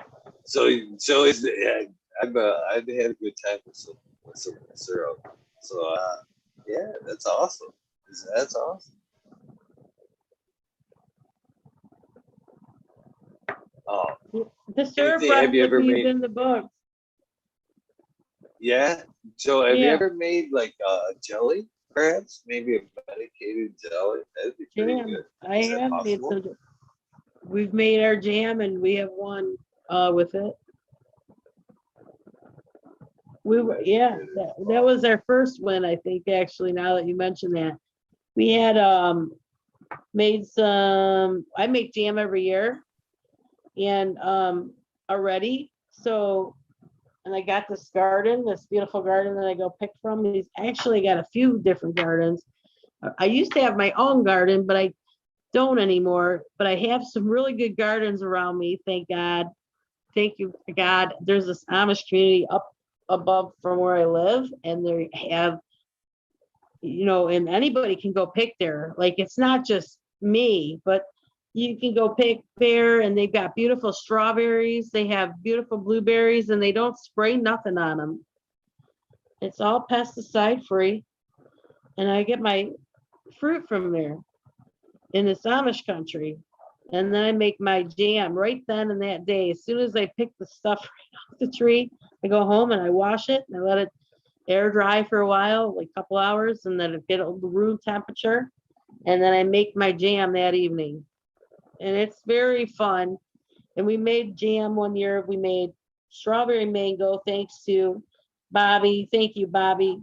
He was up at the club one day and I was like, I'm gonna go home and make some strawberry jam. He was the only person I told that I was gonna enter the contest. I said, I'm gonna enter this contest and I'm gonna make, he goes, well, what are you gonna make? And I said, I'm gonna make some strawberry jam. And he goes, you know, you should put a mango in it. This is what he told me. He goes, you should make strawberry mango jam. And I'm like, all right. I'm like, actually, I think I'm gonna. There's a mango at my house right now because my son loves mangoes, so I always buy him them. And we happen to have a mango at the house when he said that. So I was like, yeah, actually, I'm gonna use this mango. So we actually, and I had two of them. When I got home, I had two of them. And I made strawberry mango tango jam is what we called it or something like that. Mango tango strawberry jam or something. But yeah, everybody liked it there, or they seemed to. And we took a third place trophy home. I think that was in 2018 at Clio. Yeah. And I've made cannabis jam ever since. And this past year, we actually added jalapeno jam, and we make pickles too. And my son wanted bread and butter pickles because I'm a dill freak. I've always made dill pickles, and he was like, Mom, make some. That's another thing I enjoyed making this past year with our sugar was our bread and butter pickles because they were delicious. Yeah. I never even thought of like a medicated pickle. That's another guilty pleasure right there. I can fucking eat some pickles, man. I love olives. Oh, I like that. Is it possible to do like a veggie mix? Oh, that shit's always good. Yes. Like a pit. Oh, delicious. Anything you want. You can can cannabis. It's endless. And we had it. I mean, he tested it. They tested our canned cannabis, and you know, it came out beautiful.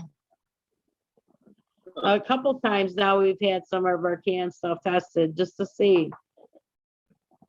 And if you're into canning or whatever, throw some cannabis in it and take it off the shelf for 6 months. And you know, it's ready. It's ready to go.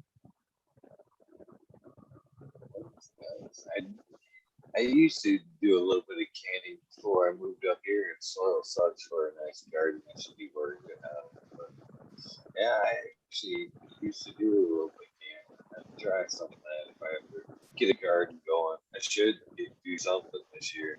Tomatoes is a good one that you always use throughout the year. Easy to can as well.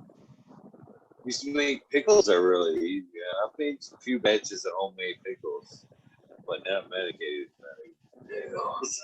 Oh yeah. Oh yeah. You'll love it once you start. You won't want to stop. I only started with 12 cans medicated, and they went so fast. And then the people that got them, they kept bothering me and telling me how much they enjoyed them, and that I should make them again next year. So I made them again the following year. I decided, okay, I'll make 24 jars, you know, because they went so fast. Oh, there you go again. 24 jars went right out the. But I mean, this year I made like 200 jars. 200. I mean, that's a lot of pickles picking. And I enjoy using the small little gherkins, you know, like the babies of the bunch. And sometimes I couldn't even get them because they would either pick them or they would grow. I wouldn't be out there. I couldn't get out there, whatever. And they grew too big to where they were like fingers or whatever. But I really enjoy getting those small little baby gherkins, man, when I can get my hands on them. I'd be guilty of it. I even passed that nasty habit down to my daughter. Drinking pickle juice. Ooh. One point I drank pickle juice.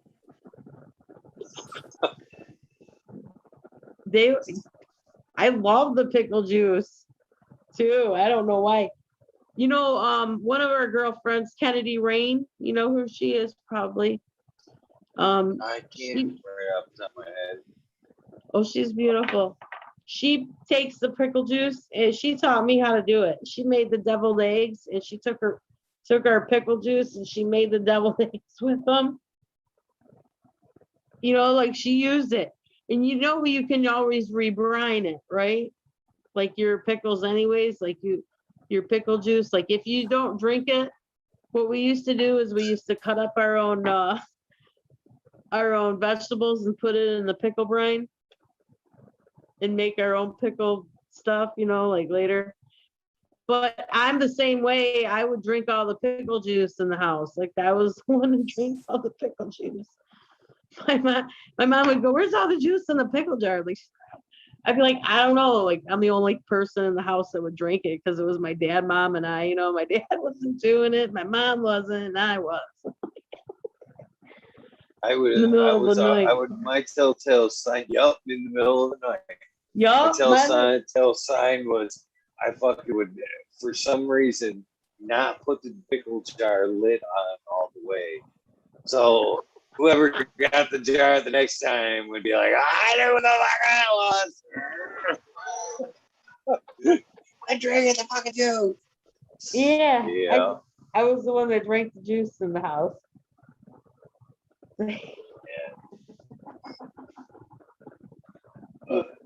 I love pickles. I don't know.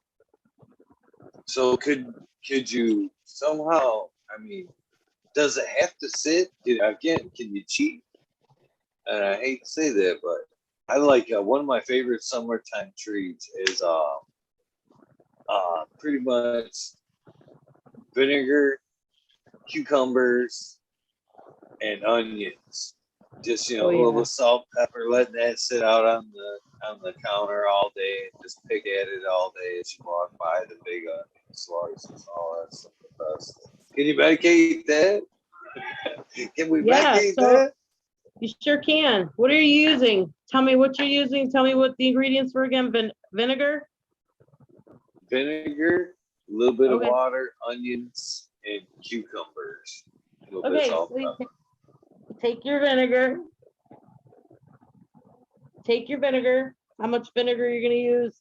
Get your little jar of vinegar, how much ever it is, okay? Vinegar is good. You can infuse vinegar because it has a 5% acid in it. So you take your marijuana. There's two ways that I infuse vinegar. You take your marijuana and you put your vinegar in it. I normally take a Bragg's. I normally use Bragg's vinegar because I'm spoiled as fuck. I like the real shit. And I put it in a mason jar and I take about a half an ounce, to an ounce of marijuana that's decarboxylated, and you shake it up into the vinegar, But if you're just using, say, 2 ounces into your application at a very personal rate, that's why I suggest just a small jar, and you would decarboxylate your bud. You could put an eighth in that. Like you could put easily an eighth in this much liquid, and then easily. This is what I was showing them earlier today. You could take this, put your marijuana in here, in your mixture, and shake it up for 15 minutes. Right? Okay. It's as simple as this. Then you take. Here's an example. We never did anything with this. You put your weed and your tincture right in here. This is just their coffee filter. I was just showing them a simple way to do it. And then let it drip, drip, drip, drip, drip down here. There's probably still a little in here, but yeah, you see the little regimen in here from class earlier. You see that?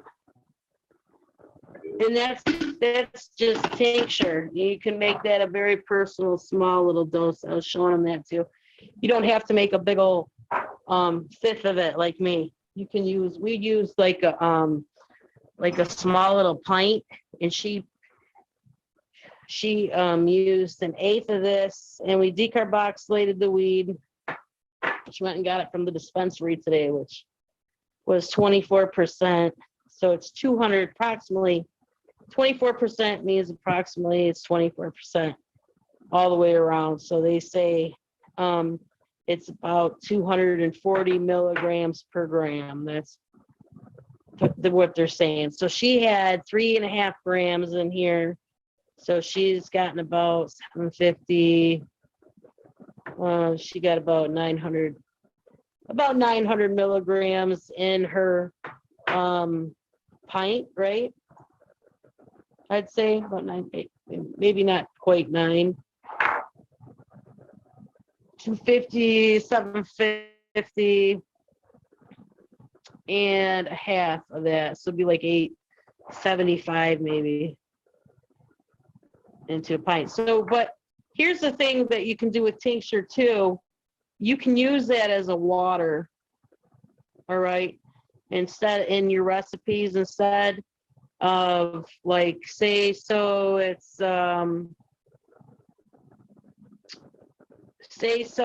like your recipe calls for 3 tablespoons of water. You can use 3 tablespoons of tincture instead.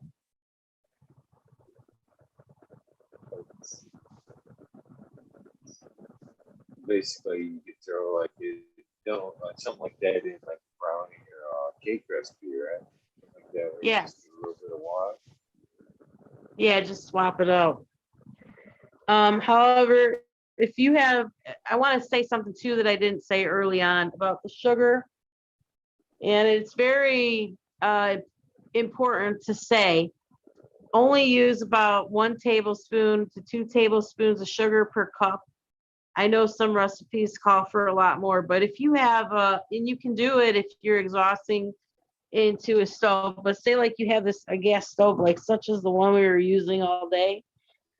Yesterday I got here, so instead of making and baking the sugar today, we made the sugar yesterday and we put it on top of our refrigerator up here just to have it exhaust, and then we finished the rest off in the oven today because she does have a gas oven and I didn't want to cause fumes, because generally you're going to use Everclear for exhaustion and I don't want anybody's kitchen to blow up.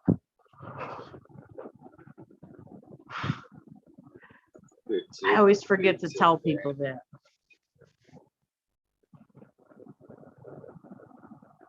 Okay, you know what I realized too is I never realized is just being in a ventilated room that you could actually, as like when you're burning off the RSO there, you can actually just inhale that alcohol. You don't actually even have to drink it. If the ppms in the air get to be a certain point from the alcohol evaporation, you can actually, get buzzed from the alcohol that way. I never even realized that. For some reason, hey, you got to drink it, but I didn't realize you like breathe in vapors and just soar up. I didn't know that either. Yeah. I was surprised. We lost you. We lost the video. Your battery's low there. Or getting low. 301. I'm stoked that we were able to get it go this long. We lost you, Carla. Are you there?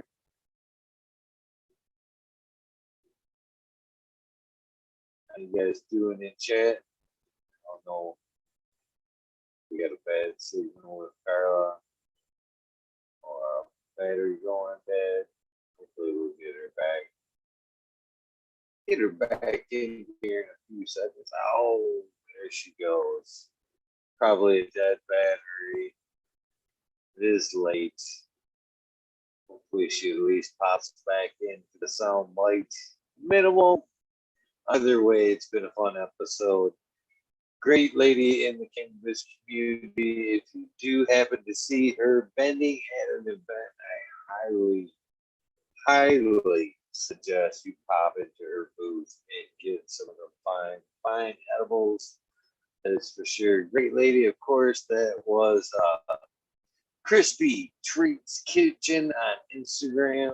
If you're wanting to be able to find her and look her up and maybe ask edible questions, possibly find out where you can find some of those recipes she was referring to earlier. But give her a few minutes. Hopefully, maybe she get plugged back in and please come say goodbye. Hopefully, you guys have enjoyed this episode. I've seen you guys say lots of nice things in chat. Shout out to you guys for that. What's up, Roseville Kid, the Magna Seed Wardrobe Farming, David Seattle, Gus Rose, I See Me Clan, Red Pill, of course, Matthew from SoCal, please, Daily. How you guys doing? Who else we got here in chat? I seen Smiley's Gardens. What's up, Smiley? He's been fucking working his ass off, putting the garden over there. Shout out to you, Smiley, fucking always killing it. Justin Bean, how you doing? Buddha Boy, how you doing? We need to do your episode, Buddha Boy. When we gonna do a Buddha Boy episode, that would be a fun one. And shout out to your grad. I seen that picture. Is that your son that graduated this year? Shout out and congratulations there, Buddha Boy. Always heartbreaking moments when you realize that growing up and getting ready to move out. Is Boom Farms there? Boom, hey, what's up, Boom? Cheers to you, my Canadian friend. Always an honor to see you in chat. One of the great guys that helped kick off this program. Nailed down almost the whole first year hanging out, doing some edibles. Really a cool guy that he is. Cheers to you, Boom. Christopher 54. Buddha Boy would be a fun episode. Few encounters I've had with him on the special holiday episodes, excuse me. I was talking about them today, as a matter of fact. All bright-eyed, talking about the show. Holiday episodes were a good time. I thought they were. Hopefully you guys enjoyed them as well. I know I did. Buddha Boy. Who else? Lucky Mike. Big Dave. That crazy little kid that fucking come in on Thanksgiving. Fixed this all out. It was fucking too funny. Oh man, I need to replay that. That was priceless. What else we got here? Oh, and that 3 jokes. Shout out Redfield. See who I'm missing here in chat, man. You'll see if I did not give you a shout out. Hopefully, Carla. Krispy Treat Kitchen will be able to pop back on. We'll give her a few more minutes before we call it on this episode. I don't want to ban her too much to mess up this great episode.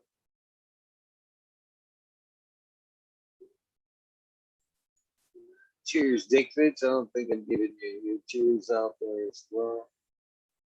You rock, Dust Rose.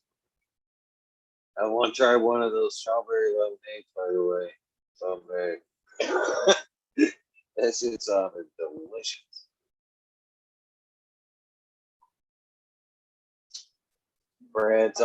Brady Olds, cheers to you as well.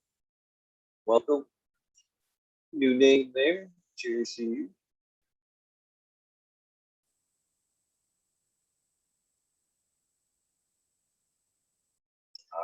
we'll give her the official 3 minutes. We'll give her 3 minutes. Hopefully she'll come back on and give us a shout out.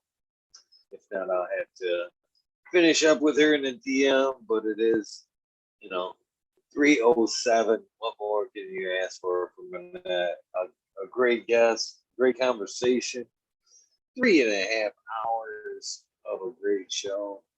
Truly fun night.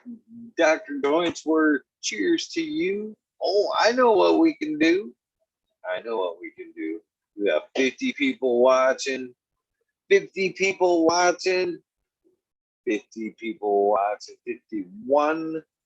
We're going to do a quick video or a giveaway. I'm going to pick a number. Oh, I'll write it on something so we can verify the number. So we have 52 watching now. So that's number from 0 to 208. Let me see. I got you. I wrote me down a number right in here.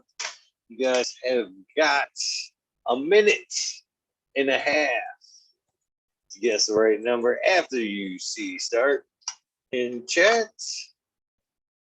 Good luck to you guys. One guess only. Pretty, please. Unless your number has already been taken, then one more guess is okay. Multiple guesses will get you disqualified. Here you guys go. You guys got a minute 30. Hit and start there. Start there. Good luck, guys. Cheers. I believe at this time you guys are playing for a shirt, some seeds, and some slaps.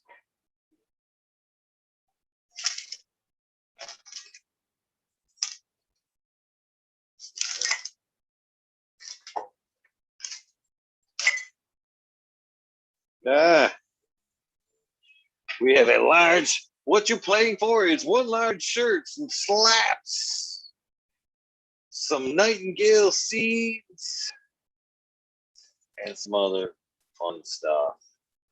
Pre-packaged and ready for your address to go on. Cheers, everybody, and good luck. You still have 38 seconds. 38 seconds to go. And now that I'm officially caught up on most of my giveaways, I will be getting a bunch more stuff to give away. Maybe some tank tops, some summer apparel, give out to you guys. Maybe I have it too. This Madam T, I need to get her a coffee cup. What is Nightingale? I would say it is a surprise. I'm pretty sure it is from who gave me those genetics? Yeah, that's a surprise. That's I'm sorry, I only wrapped this up about a month and a half ago.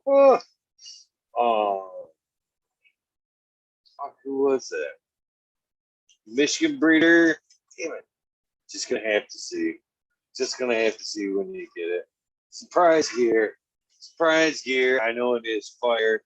I remember busting up these packs. This is actually leftover from a giveaway I did not give away 420. I seen that. I was like, man, I did not give that away. I have to give that away. So you just have to see where do I get slabs anyway. Send me an address. I'll be happy to send you some slabs. Anytime. You don't have to win a contest for slabs. Just hit me up and I will be happy to mail out some slabs. The number was, oh, by the way, I guess I should write stop in chat to officially end this. And where did I write the number down? Right here, I believe. Yep, right here. The number was, wherever I wrote it, 187. You can see it right there. So I believe who had the closest to 187? I see, man, a good possibility right there, right off the top.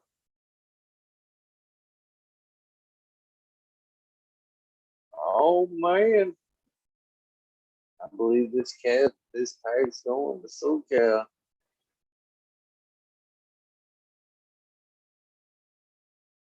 $193, I believe, is my winner. Congratulations, Matthew from SoCal. Please hit me up with that address, and I'll be happy to send that out for you. Congratulations, and thank you for the 52 that are watching. Dave, if I win, you can have mine. Well, that's up to you guys. Why did I miss something with Dave in SoCal? 163, no. You officially got it, man. Matthew SoCal, did we win? Yep, 193 is the winner. And in my book is 5 away. Nothing else closer than that. Again, once again, cheers to Matthew SoCal, congratulations.